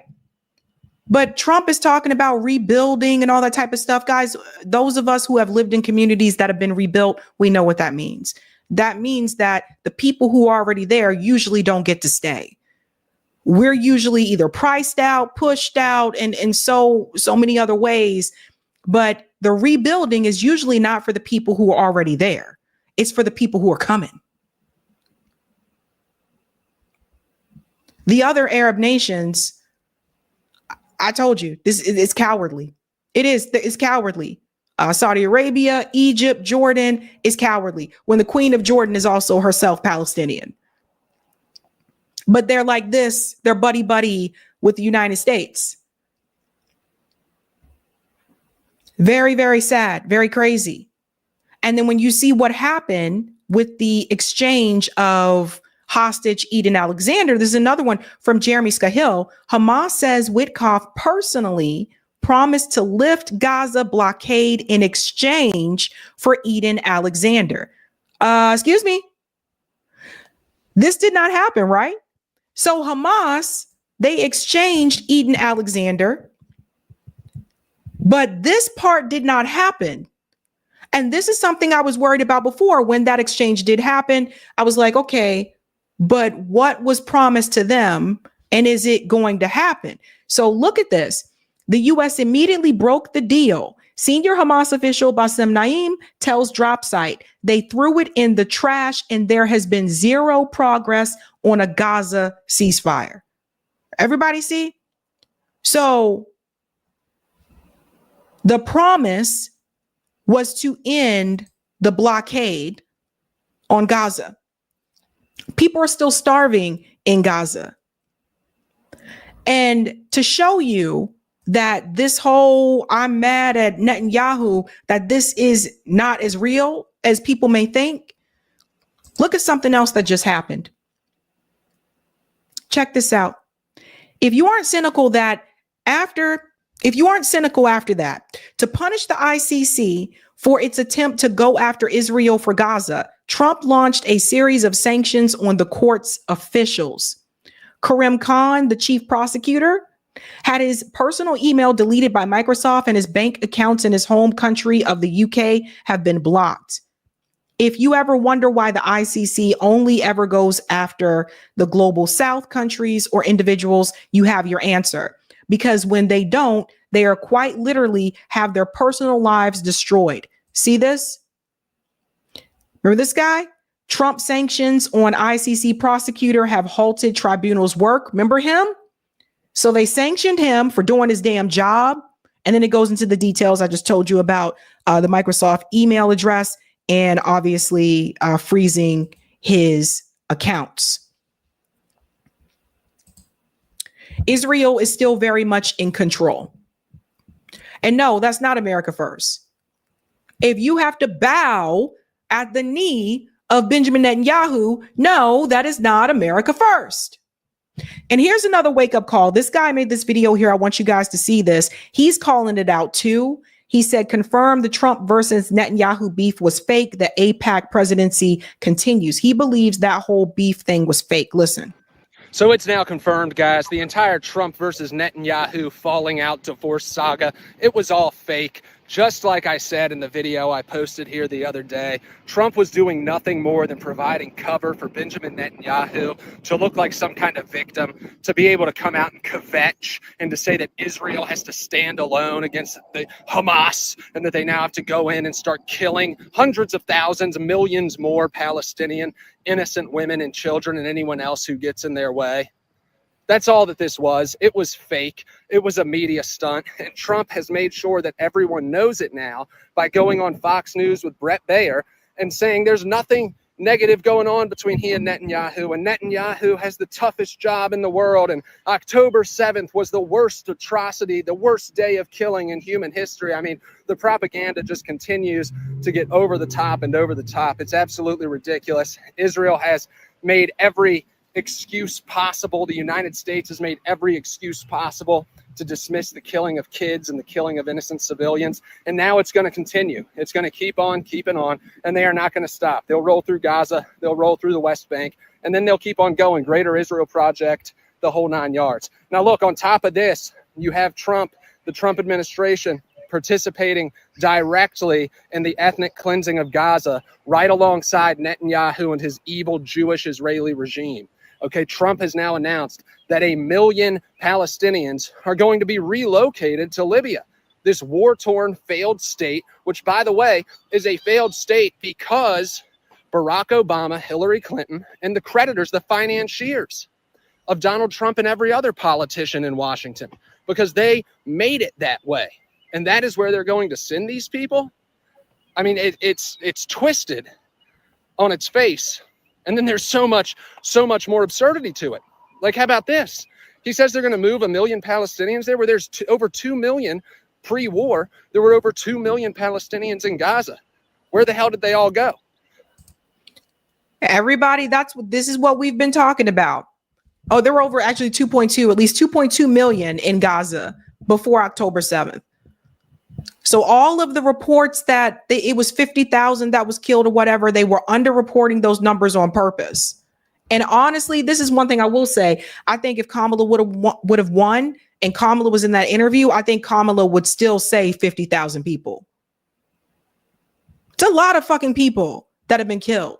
But no, it's not a genocide, is what the media has continued to say. And now you definitely cannot hide how they're just starving the people. Just start 70 days. We're not going to let them have food, war crime, but nobody stops them. Nobody stops them.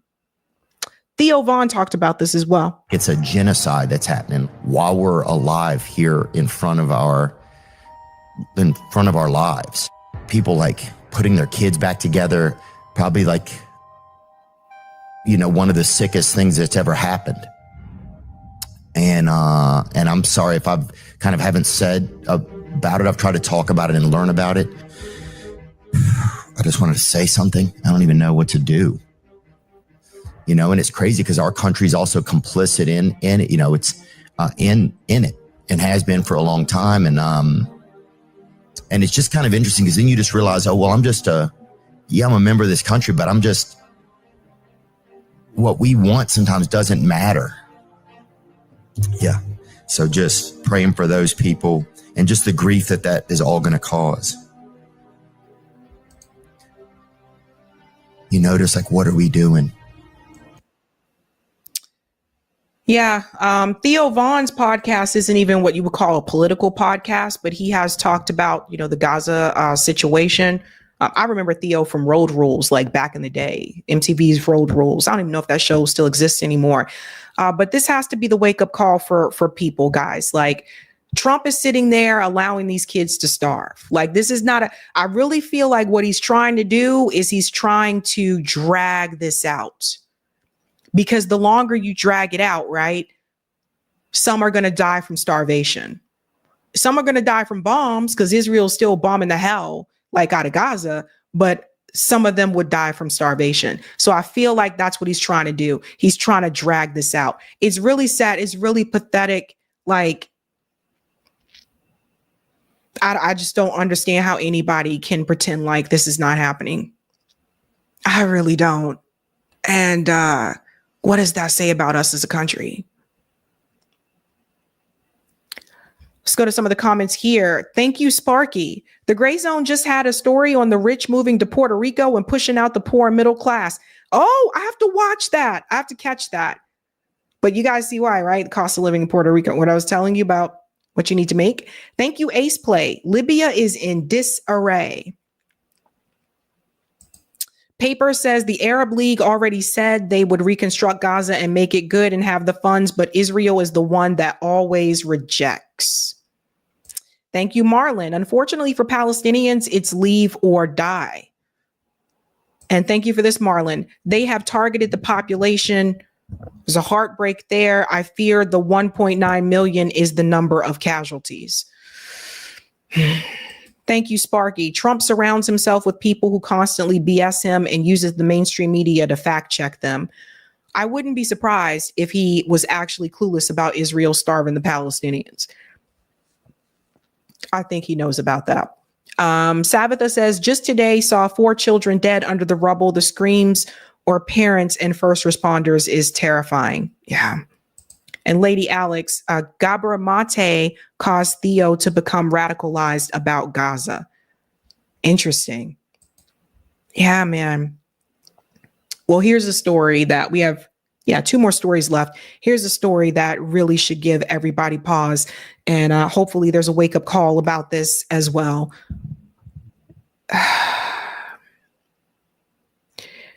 There's a GOP bill that apparently doesn't even have the agreement of all Republican politicians in the House. And in this particular bill, part of this would change things for Medicaid. So this is something everybody needs to hear. If you're on Social Security, if you're on Medicaid, like, you need to hear about this, because it seems like they're wanting to have no tax on Social Security, which is something I approve of. No tax on Social Security. That makes sense. These are people that are on a fixed income. Why are you taxing that fixed income? Right. So I get that. No tax on tips. I agree with that as well. Although I would say when I was a waitress, I didn't even receive money on my paycheck, because most of the money is your tips, like your cash tips, et cetera. Like, so when you would get like a pay stub, it would say void because you got all the tips, right? The Medicaid part, though, no. We're going to get into this clip here. Mike Johnson, this is putting him in the hot seat. Medicaid is something that is used by Republicans, Democrats, Independents, etc. It knows no political party. And screwing with Medicaid, you're talking about, I'm just thinking about all the seniors that would be impacted. I'm thinking about people that are on disability that will be impacted. What are they trying to do? Let's go ahead and bring in this clip here. House Republicans tried to push through President Trump's One Big Beautiful Bill Act this week, despite public opposition to one of its key elements. Demonstrators made clear their objection to the proposed Medicaid cuts in the bill at a hearing Wednesday. Dozens were arrested and 5 people, including 3 in wheelchairs, were removed. Despite the fact the bill includes dramatic cuts to Medicaid and food stamps, it still didn't go far enough for conservative Republicans. Hard-right members of the House Budget Committee blocked a vote to send the One Big Beautiful Bill to the House floor. The committee will meet again tomorrow night. Let's pause it here. Conservatives block Trump agenda bill from advancing, in major setback for GOP leaders. And now here's the thing. You have Representative Josh Hurley, Senate or Rep, I forget, but Josh Hurley, he has spoken out against this. He said, no, we cannot make cuts to Medicaid. That would definitely impact my district. Like, those are his constituents, right? So like I said, Medicaid knows no color, no gender, no political ideology. There's a lot of people in this country who depend and rely on Medicaid. The other thing, too, is that for many, it's their last resort, right? I used to work at a skilled nursing facility. That was the first job I had out of undergrad. and is long-term care facility. So there were a lot of people there that were on Medicaid. And for them, like, that's all they had because they didn't have any assets left. All of their assets had been depleted. Thus, that's why they were put on Medicaid. So you can't just, you're talking about targeting people that are unemployed. Define unemployed, because I'm thinking about the people that don't work. I'm thinking about the senior citizens at long-term care facilities. I'm thinking about the people who are disabled, who physically cannot work. Well, what do you mean? So define unemployment. I don't think they should mess with Medicaid at all. And I really do feel like that is a political killer for the Republican Party. If I'm wrong, let me know. But I don't think I am. I think any political party that would try to screw up Medicaid for people in this country, I think that would be a career killer for that political party. Let's continue on. Rep. Jamie Raskin is back with us. Thanks for joining us. I know that this bill has so much controversy, in large part because it cuts Medicaid. It cuts other, social nets, but it also transfers so much money back to the wealthy. One of the things that we're seeing is that if you are 0.1% of earners, billionaire class, you are going to make perhaps $263,000 in your tax break, whereas 40% of Americans of the bottom part half are going to earn $361. There seems to be such a discrepancy. No, there is no discrepancy. Let me make it clear. Once again, look at who they're taking from and who they're giving to, right? So this isn't Robin Hood. They're not taking from the rich and giving to the poor. They're taking from the poor and giving to the rich. This is why I say, what has this country become? What happened to the American dream? This isn't right. This is just wrong. You can't take from people who don't even have much to give. What is this really about? Well, and we've seen that movie before. I mean, this is the whole point of slashing $880 billion from Medicaid, Head Start, Meals on Wheels, anything that actually serves the American people, to transfer that money through tax breaks to the wealthiest businesses and people in the country. And they added $2 trillion to the debt in doing that last time. And so you've got a hard right faction within the Freedom Caucus, which is saying this isn't helping in terms of reducing the debt, reducing the deficit in any way. And why should we do this again? So good for them that at least they're calling attention to the fraudulence of the math that's being used. We should be meeting the needs of the American people and figuring out how to bring down the deficit and bring down the debt. So I think that Republicans have a huge political problem now on figuring out how to get through this. Mm-hmm. Can we stop the talk about the debt? I just want to be very clear about this. The average American, especially people that are just trying to figure out how they're going to pay the bills, they're not sitting here thinking about the national debt. Okay. They're thinking about how they're going to pay these bills. Jamie Raskin shouldn't have even brought that up as a part of that conversation, but he has to. You know why? Because he's a corporatist cuck too.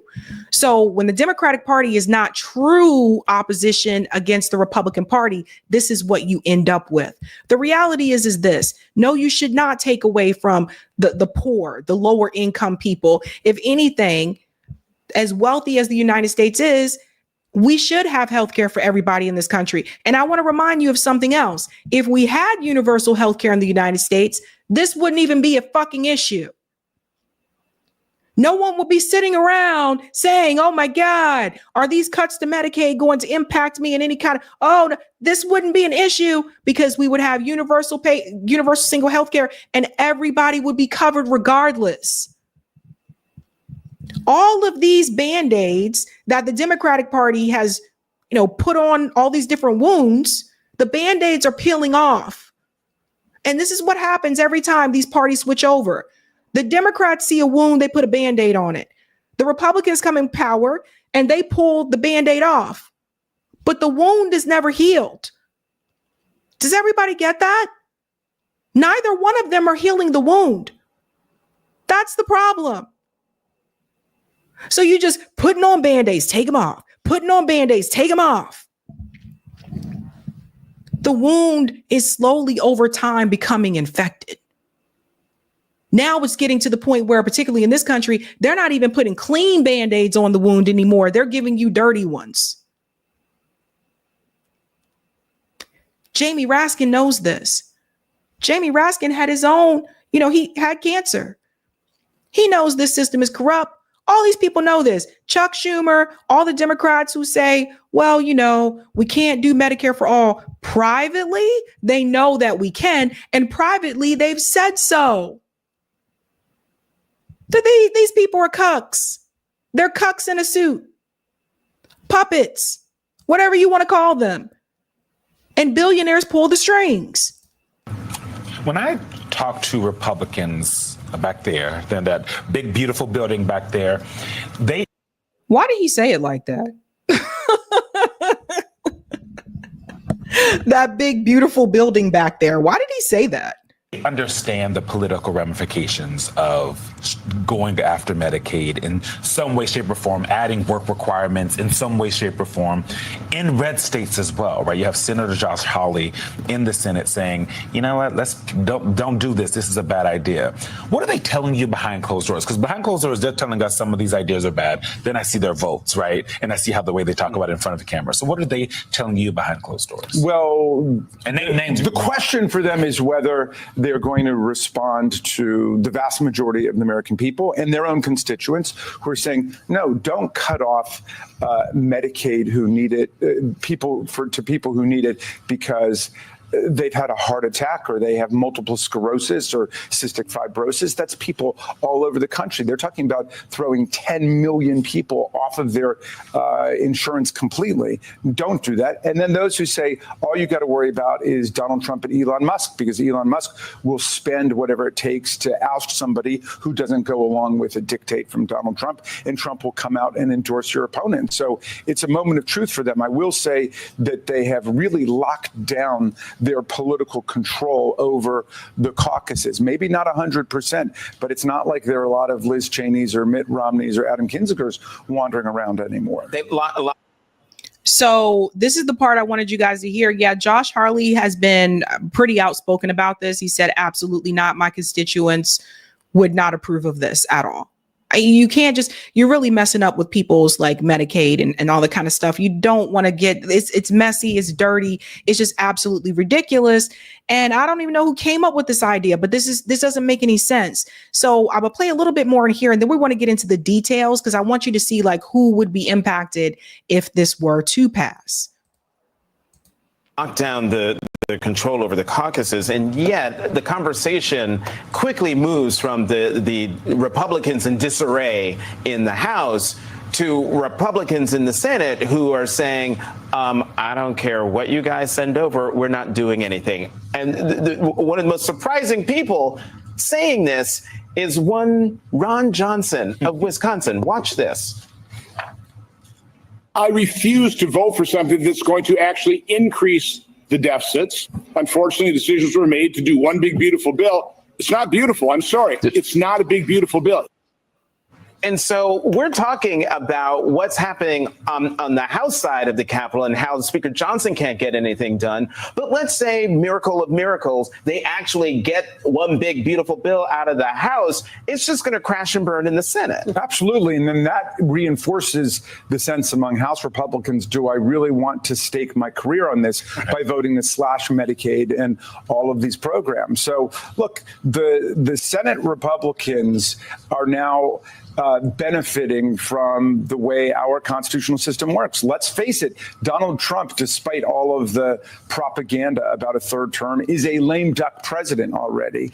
And he is loosening, or his hold is loosening on Senate Republicans. Some of these people are not up again for another 4 years or 6 years. They're not so afraid. And they're just thinking, is this really a responsible thing to do? To increase the debt, to increase the deficit, throw people off of the Medicaid rolls and other programs that they need, all so Donald Trump can give one last big, beautiful tax break to Elon Musk and the richest people in the country. So what this is really about, he keeps bringing up deficit, but what it's really about is these politicians wondering, oh, if I vote for this, am I going to get reelected again, right? So let's see who would be impacted by this. Republican bill cuts Medicaid for unemployed, undocumented children, Planned Parenthood. Let's dive in down here.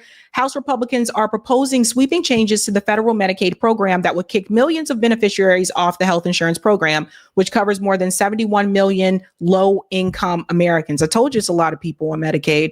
The bill would introduce a raft of new rules and regulatory requirements for seeking the coverage. Families of 4 making as little as $35,365 would see new costs for going to the doctor.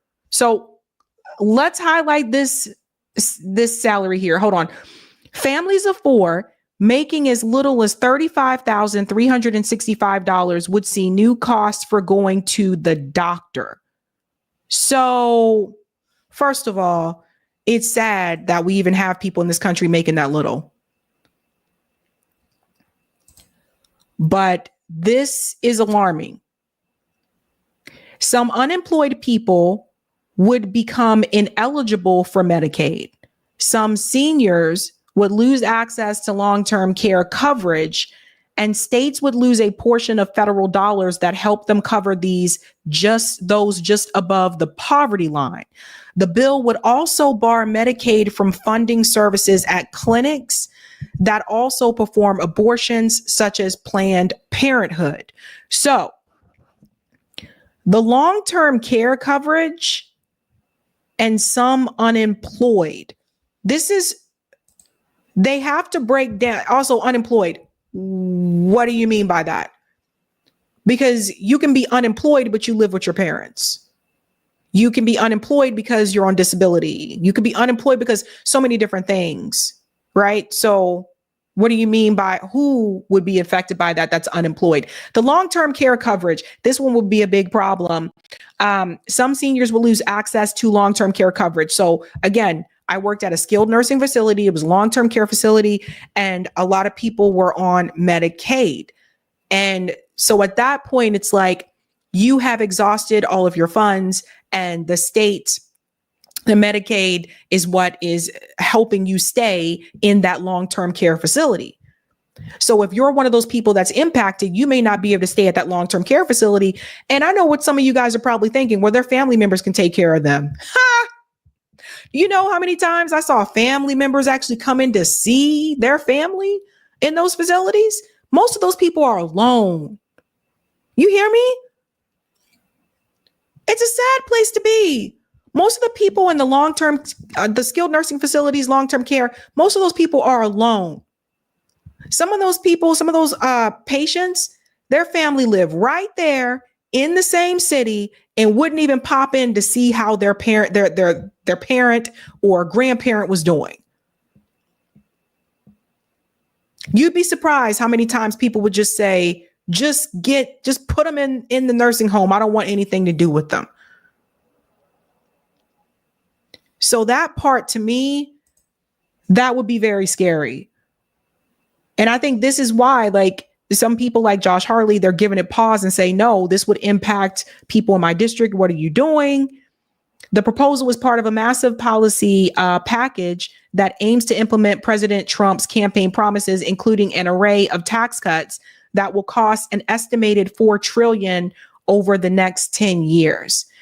Under pressure from ultra conservatives in the Republican conference, congressional leaders are trying to find ways to offset that revenue loss with, So it just, guys, I don't know how many times I can say it, but I need to bring MMT people back on the show. Modern monetary theory. You guys have to understand the budget ceiling is a myth. Like, this stuff isn't even really real. The government prints money. You spend the money. This whole debate over, oh, we don't have money to pay for that. It's bullshit. They got money to pay for a lot of different things. They have money to give to defense. We have over $860 billion defense budget. They got money to put there. They have money to send to Israel. People can't fall for this. Don't fall for this mess, man. If they can give Israel $3.8 billion a year prior to October 7th so that they can have free health care and they can have free college, but they don't want you to have free health care, Don't you guys think that's a little fucked up? Thomas Massey, I think he's trying to give them a pass. But you can't, Tom. Thomas Massey said, my colleagues are not corrupt, but the institution of Congress has been corrupted, just as a hard drive can be corrupted.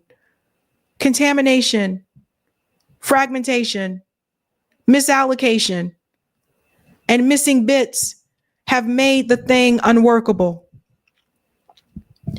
When he said this part here, it reminded me of that. Do you guys remember that song that goes, God, who sings the song? Education, transformation, movingation. I can't remember it. I forget who sings it, but somebody in the chat will know. Anyway, look, Tom. No, they are corrupt. Your colleagues are corrupt. They take money from Big Pharma. They take money from Blue Cross Blue Shield, from Aetna, United Healthcare. They are corrupt. They're corrupt. That's the thing. We got to stop defending these people. They are. And Thomas Massey is good on some issues, but they are corrupt. Can I sing it like that song? Contamination, fragmentation, misallocation. I can't remember the song. I'm so sorry, guys. But the point is, look, everybody, this is a wake-up call. Again, all of the priority is they're trying to take from those who have very little and give it to people who have a lot, when they should be Robin Hood, in my opinion. Stevie Wonder, Pastime Paradise Stevie Wonder. I don't know if someone said they loved the song, but I can't remember. I'll figure it out at some point.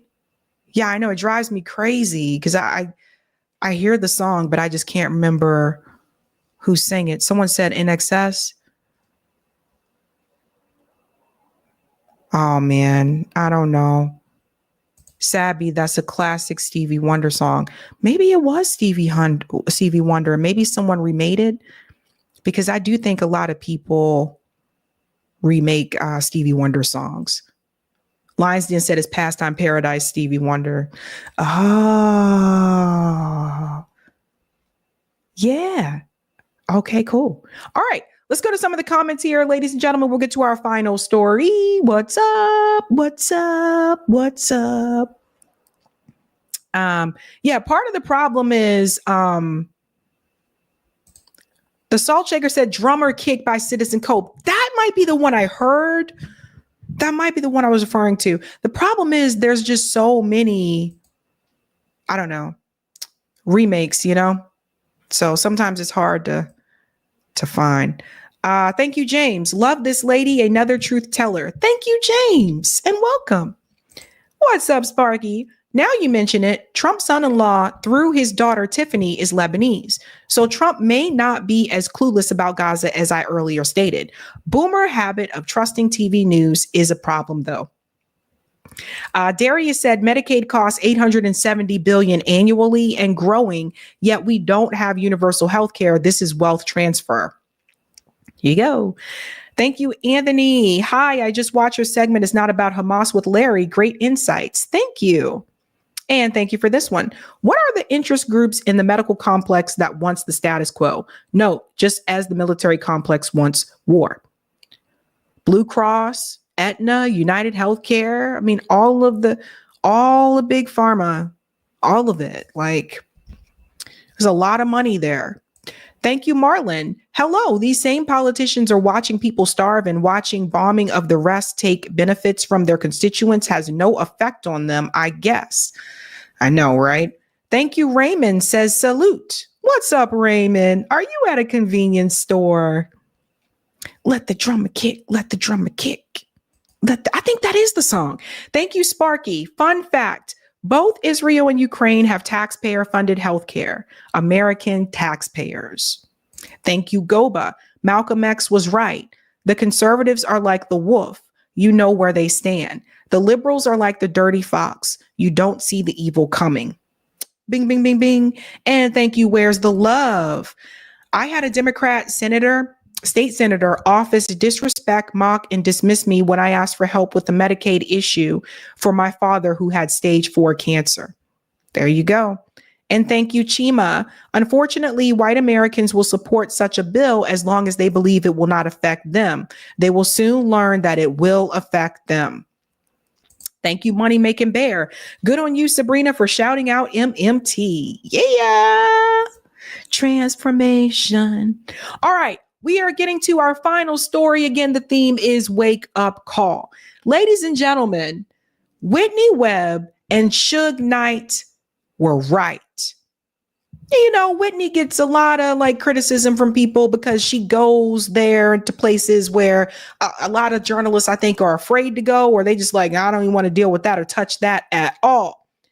Now, a couple of weeks ago, we went through Whitney Webb's Unlimited Hangout article where she made the connection between Diddy and Epstein.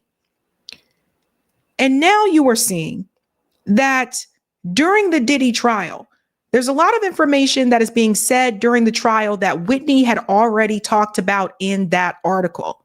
And one of the people that she referenced quite a bit was Suge Knight.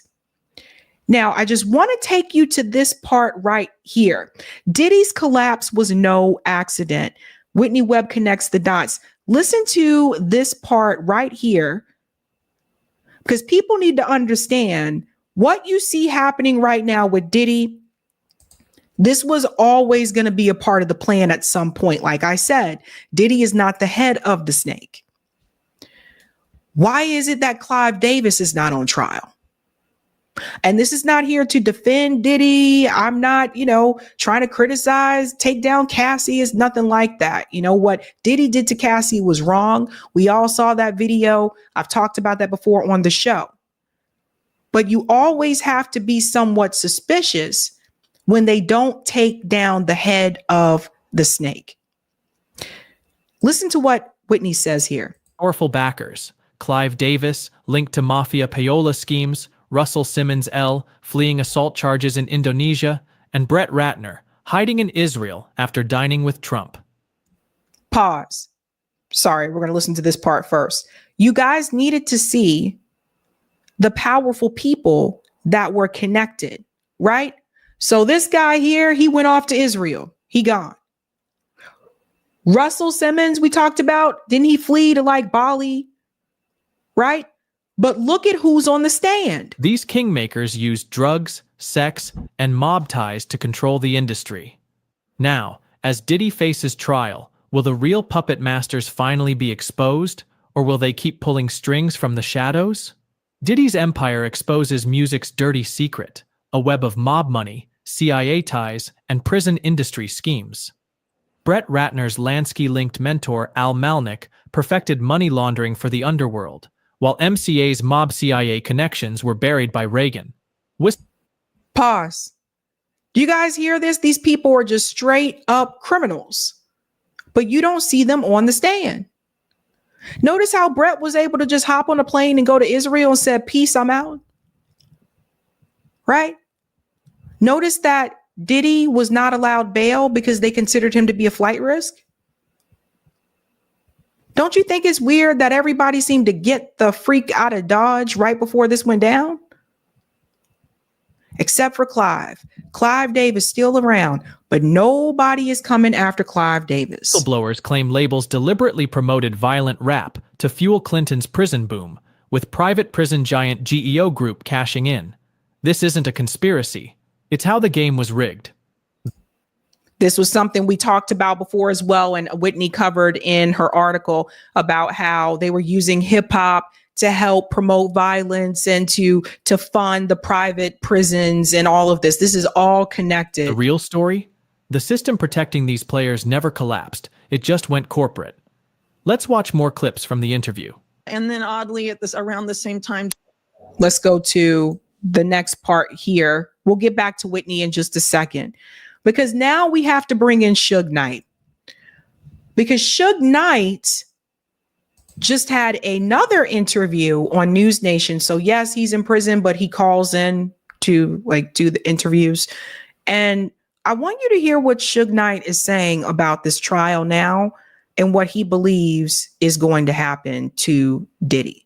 Now think about what we just played about the people, the powerful people that have been able to basically keep this blackmail scheme, this sex business blackmail scheme afloat all along. And meanwhile, the people who did go to court, Epstein and Diddy, you know, those are the fall guys, as I said before. Listen to what Suge Knight says here about what he thinks is going to happen. And if you don't believe it, just think about the people he's connected to. Joining us now from R.J. Donovan Correctional Facility is Mr. Suge Knight. Suge, can you hear me? Man, I can definitely hear you. All right. Hey, don't forget, I'm about that life with no freak-offs. That's what I said. I said you weren't in them. I don't need to be on your bad side. What I'm saying, though, is you were mentioned. And is it interesting to you that Cassie mentioned you and that the context was that Combs once had him, one of his guys, both armed, and gave her a weapon to go to a diner where they thought you were going to be, Mel's Diner. Were you aware of this, and what does it mean to you? Well, number one, I was at Mel's Diner, and I didn't leave till 6 in the morning, as usual. But I think if whatever the situation is, it's a good thing they didn't show up because it would have put a big dent in hip-hop, in the culture of hip-hop, because somebody would have got hurt, and I'm quite sure it wouldn't have been me. So does everybody hear that? The claim that Cassie said that they wanted to go after Suge Knight as well? But it's sort of a situation where you think about how lives can change and so many people could be put in danger. But before we answer that, I wanted to say that it's always a pleasure talking to you, but I also want to say that I feel bad that his daughters had to be in the courtroom to hear all that type of stuff. I wish they can maybe put them outside and miss a lot of that, because it's always about the kids, especially the women. Women is the most important thing in this world, you know? Listen, I hear you, but from his perspective, he wants people to see on that jury that he is a father, that he has daughters. I mean, you know, they're in there because he wants them in there.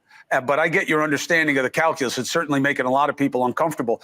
When you hear about this picture of Sean Combs being painted, that he coerced people, they did what he told them to do, otherwise he would have hurt them, either professionally or physically. Do you believe that perception of him? Was that the reality? I mean, the reality of it is we all got to take accountability, even myself. I'm quite sure if we tell somebody to do something and he tells somebody to do something, I'm quite sure 9 out of 10, they're going to do what they told. So Cassie probably was in a situation where she was trapped, you know? And sometimes you find out stuff, and I ain't trying to take the things away from all what we're talking about, but sometimes you find out things later on that is so bad to you, it just makes your blood boil.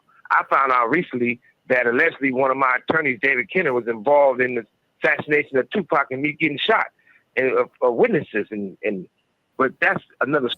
Everybody hear all this stuff? Suge has been releasing a lot of information.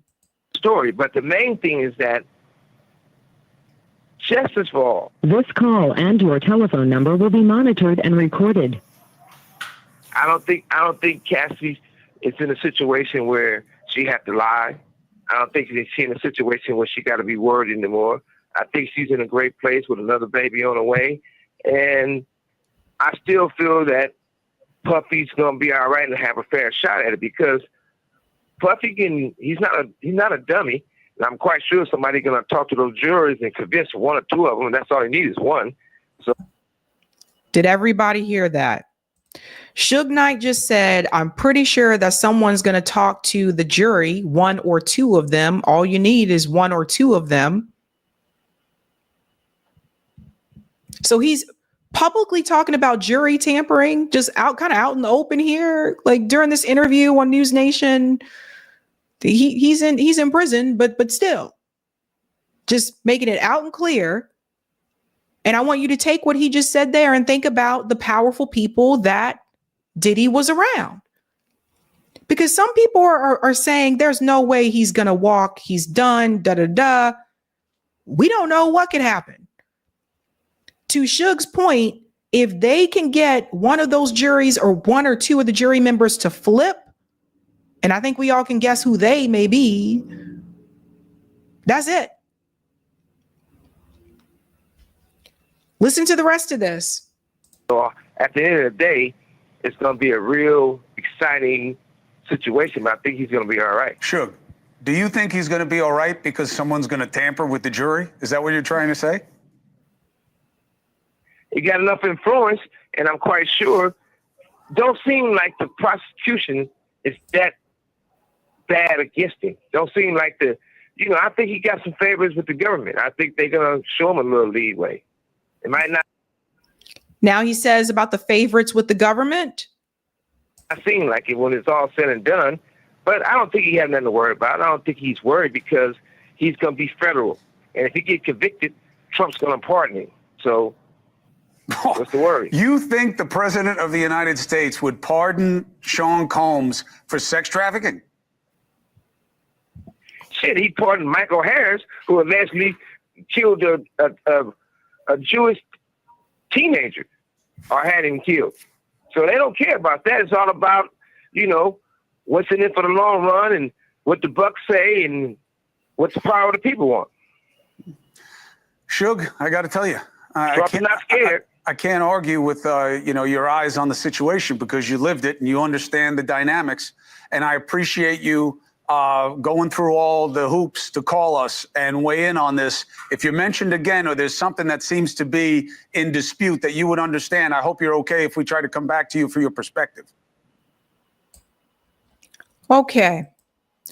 So Suge Knight says that he believes that not only is Diddy going to walk, but that someone could tamper the jury. And also he said that he believes that Donald Trump would pardon Diddy. But why would Donald Trump want to do that unless there's something that Diddy knows that Donald Trump don't want out there? Remember, again, going back to the previous video, surrounded by very powerful people. Then we get to the part here about Whitney Webb. And this, again, Diddy's collapse was no accident. Listen to this. It was that heroin ring, by the way, was tied to organized crime interests. Mainly, I believe the Genovese crime family, which had kind of a long and storied history in the music industry through like Roulette Records and figures like Morris Levy, who, for example, funded the first hip hop label, Sugar Hill. And so, there's basically been this organized crime effort to dominate those particular labels for some time. And Davis stands accused of people that were once close to, Combs and later became rivals, like Suge Knight and also his former bodyguard Gene Deal, of sort of training Diddy in this using drugs and sex to control people. Right. And also allegedly Russell Simmons of Def Jam engaged in that same type of behavior and sort of mentored Diddy in that, because Russell Simmons was obviously important, not just for Diddy, but also for Andre Harrell at Uptown Records. And that's how, Diddy, Sean Combs, first entered the music industry. What people need to understand here is, like, when we looked at these people, we're just like, oh, it was just a record label, they're artists, they're producers, etc. But what Whitney's article, which we'll show in just a second, what that article very cleverly broke down is that these labels were more of a front for a greater organized enterprise. One that was an organized of blackmail, sex trafficking, and organized crime. That's what Whitney breaks down in that article. And she also made that connection to Epstein. So we're talking about a large network of people. This is why I say Diddy and Epstein are just two people. Ghislaine Maxwell is one other person. But who were all these other people that were pulling the strings? Some of the people she mentioned, like Clive Davis, etc. None of these people are on trial. None of them. Let's continue on a little bit more. And Russell Simmons is interesting for a few reasons. One of the reasons I point out that hasn't really gotten a lot of coverage is his very early connection in the 1990s. Obviously, Def Jam was successful by then. He became very involved with this guy who later became a famous Hollywood director named Brett Ratner, who... Oh, look, it's Brett Ratner, the guy who ran away to Israel. Uh-huh. No subpoena for Brett, though. Along with Simmons, has been accused of committing sex crimes. And so now Simmons is like in Indonesia evading charges, and Ratner immigrated to Israel to avoid lawsuits related to sex assault. They're both accused separately and accused of engaging in that type of activity together. And Ratner's kind of an interesting figure, at least in recent years, because he teamed up with Steve Mnuchin's Hollywood studio to create, through his company he created with the Australian billionaire James Packer, Rat Pack Entertainment. James Packer is a major focus of the Netanyahu corruption trial currently. A lot of that is, kind of mentioned in the piece, but there's a lot there to pick on. And you see the connection there to now bringing in Benjamin Netanyahu. So you see how this circle becomes bigger and bigger. And you see how this circle, now this is what I was talking about, how you can see it's not just Diddy. It wasn't just Epstein. It wasn't just Ghislaine Maxwell. Notice the more names that are added to this circle, it continues to expand. But you only hearing about 3 people. By you, I mean the main public. Corporate media is only talking about 3 people. Why isn't corporate media and all the people covering this trial, why aren't they mentioning Brett Ratner? Why aren't they mentioning Clive Davis? And Ratner was basically offered the opportunity to immigrate to Israel, apparently by Netanyahu, because a week before he did so, he was Netanyahu's guest of honor at the UN alongside Alan Dershowitz, the former Epstein defense lawyer. So that part right there. So now we have a direct line from Diddy, Russell Simmons, Brett Ratner, Benjamin Netanyahu, and Alan Dershowitz. All of these people, what I tell you, fam, sometimes, right? Sometimes I was telling people this before about the media, even the media pundits, like, right, the conservative ones and the liberal media pundits, they attack each other on camera, but behind the scenes, they're actually cool with each other and they're friends. All these people know each other.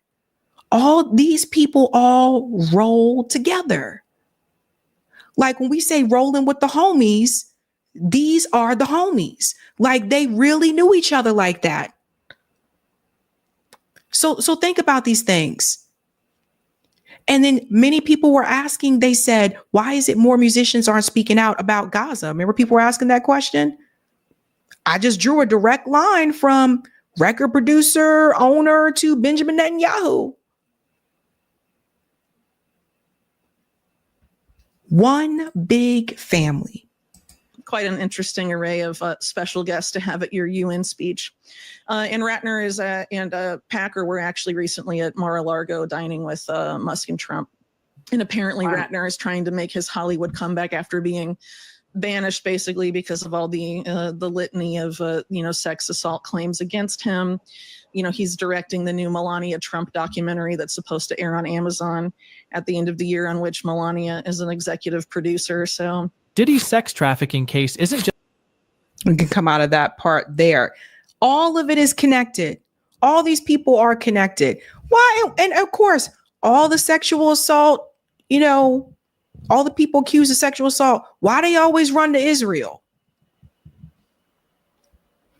Now, in this article that Whitney had, she connected all those dots and we went through all of this, but there's one part that I want to show you again. One label under blackmail, the early intersections of Diddy and the Epstein network. Again, if you haven't read this, take some time, sit down and read it. Again, there's Brett Ratner again. Eric, can we do... Oh, we can't do Control F on Type VNC balls. Let me just scroll down because I know where it's at, but it's faster if I can just do Control F. But I've gone through, I read the whole article by myself. And then I went through certain sections of it here on the show when this article dropped. But look, I just want to show you some of these pictures. Look, all these people go way back. Look, man, look. Rush Productions produced Def Jam series. See, look who's really driving.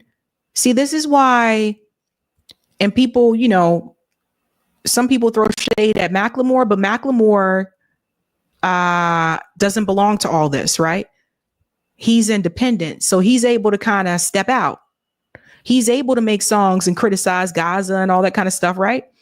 Because he's not connected. And sorry, we have to go all the way down here. It's a long article, guys. I will warn you about that. Clive Davis. Okay.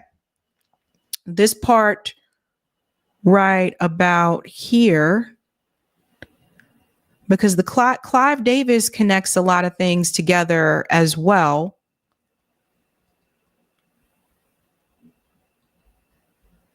And you can see him there with Whitney Houston. See, all these years, I thought these people were just record producers, right? This part right here, mentors in crime. So the part here where she highlights what Suge Knight said,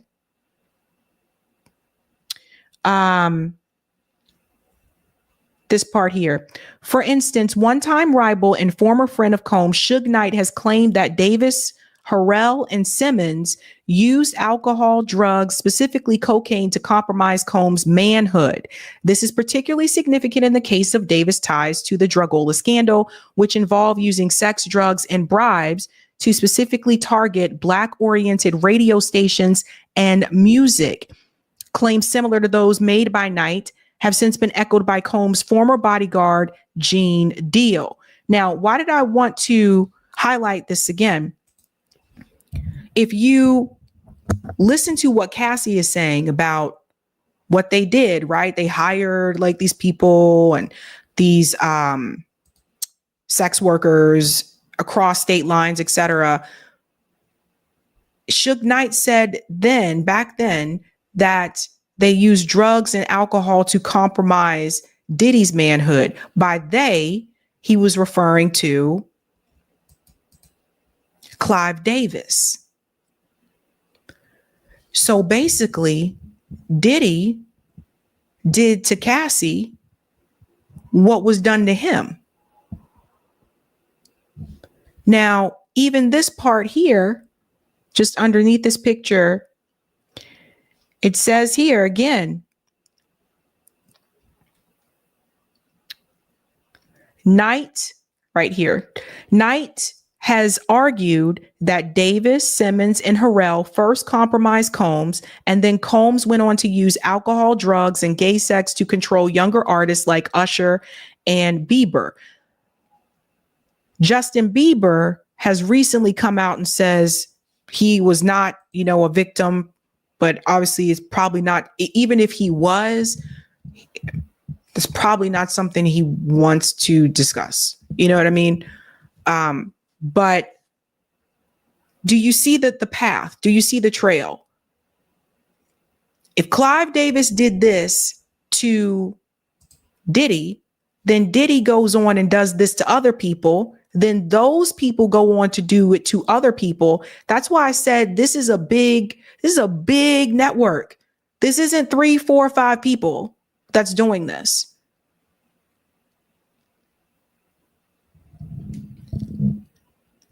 That's a big connection. And then when you look at the people that they were around, Clive Davis, Brett Ratner having a direct connection to Benjamin Netanyahu, Alan Dershowitz represented Epstein. It's all these people are connected, fam.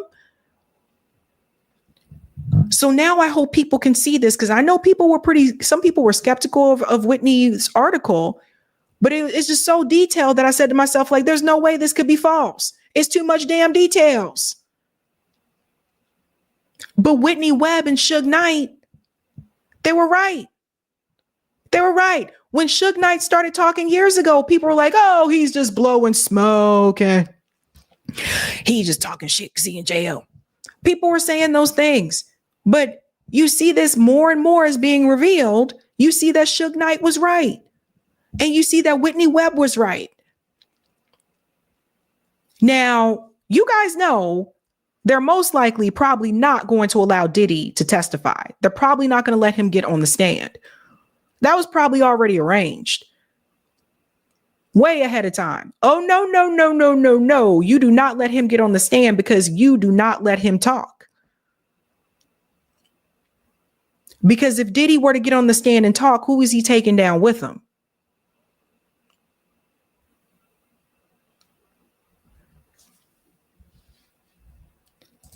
If you have not had the chance to do so, please, please, please, please, when you get a chance, read this article. One Label Under Blackmail, the early intersections of the Diddy and the Epstein network.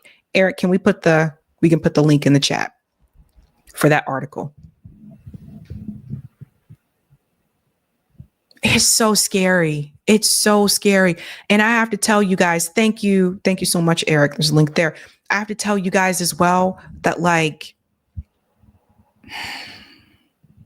it's some crazy stuff that's going on. It's some crazy stuff. Like places you just don't want to be.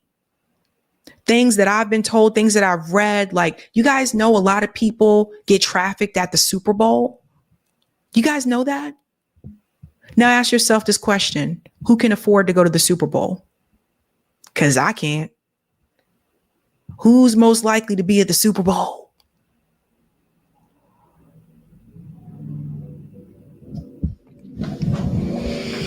Let's go to some of the comments. Thank you, Sparky. Did Clive Davis have Whitney Houston killed? I like her. I don't know.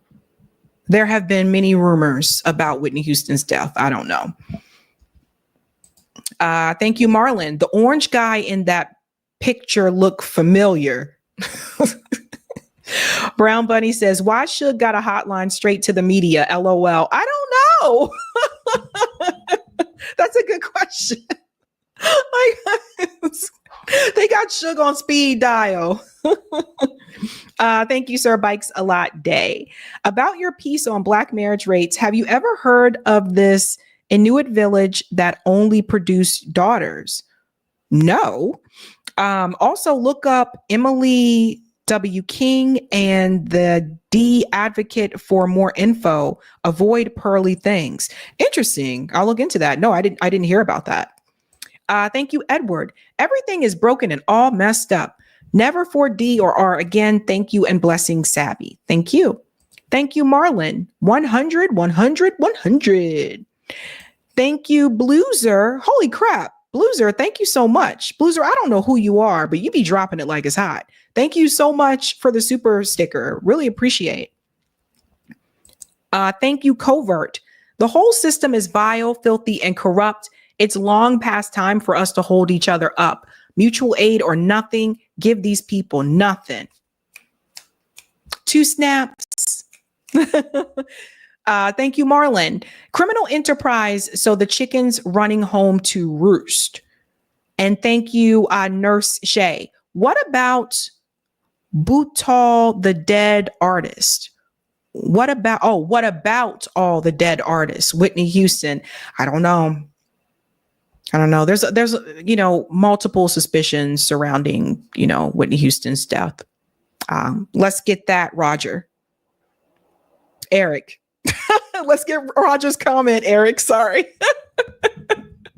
Roger's gonna look at me like, stop calling Eric by name. Thank you for the tip, Roger. Senator Howley, CBIA's AKA Citizen Initiative, initiated congressional amendment for single payer health care.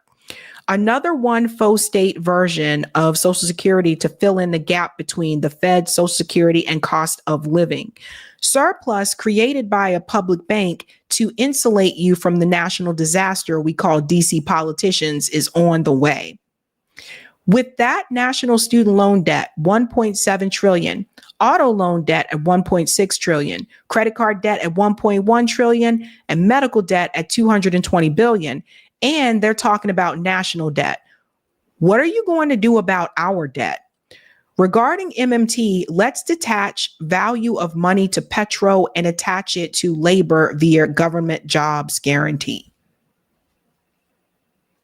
I'm all for a government job guarantee. Thank you, Goo on Rumble. Explains why Usher and Biebs was kissing and I stand with Israel speeches. Also, pic of Jam Master Jay in that pic. Funny how his suspicious unalive still not solved, like he was kept silent. Yeah, they stopped talking about that one pretty quickly. I haven't seen this kissing photo. Thank you for this one. Who is outspoken against Diddy is 50 Cent, whose mentor was Jam Master Jay. You know what, though? It seems like for whatever reason, people don't like, they don't clap back at 50 Cent like that. Maybe it's because he knows where all the bodies are buried. I don't know. But they don't seem to clap back at him in that way. Just something I've noticed. That's all. Okay. And I think that is all, guys. Okay, guys. That is all for me here. I'll be live again Tuesday evening. I hope you continue to have a great weekend. Tomorrow morning, I will be on Jamal Thomas' show. It's called The Jamal Thomas Show. I will be on there at 9:15 a.m. So don't miss that. And that's it for me, guys. Have a good night. Keep up the fight.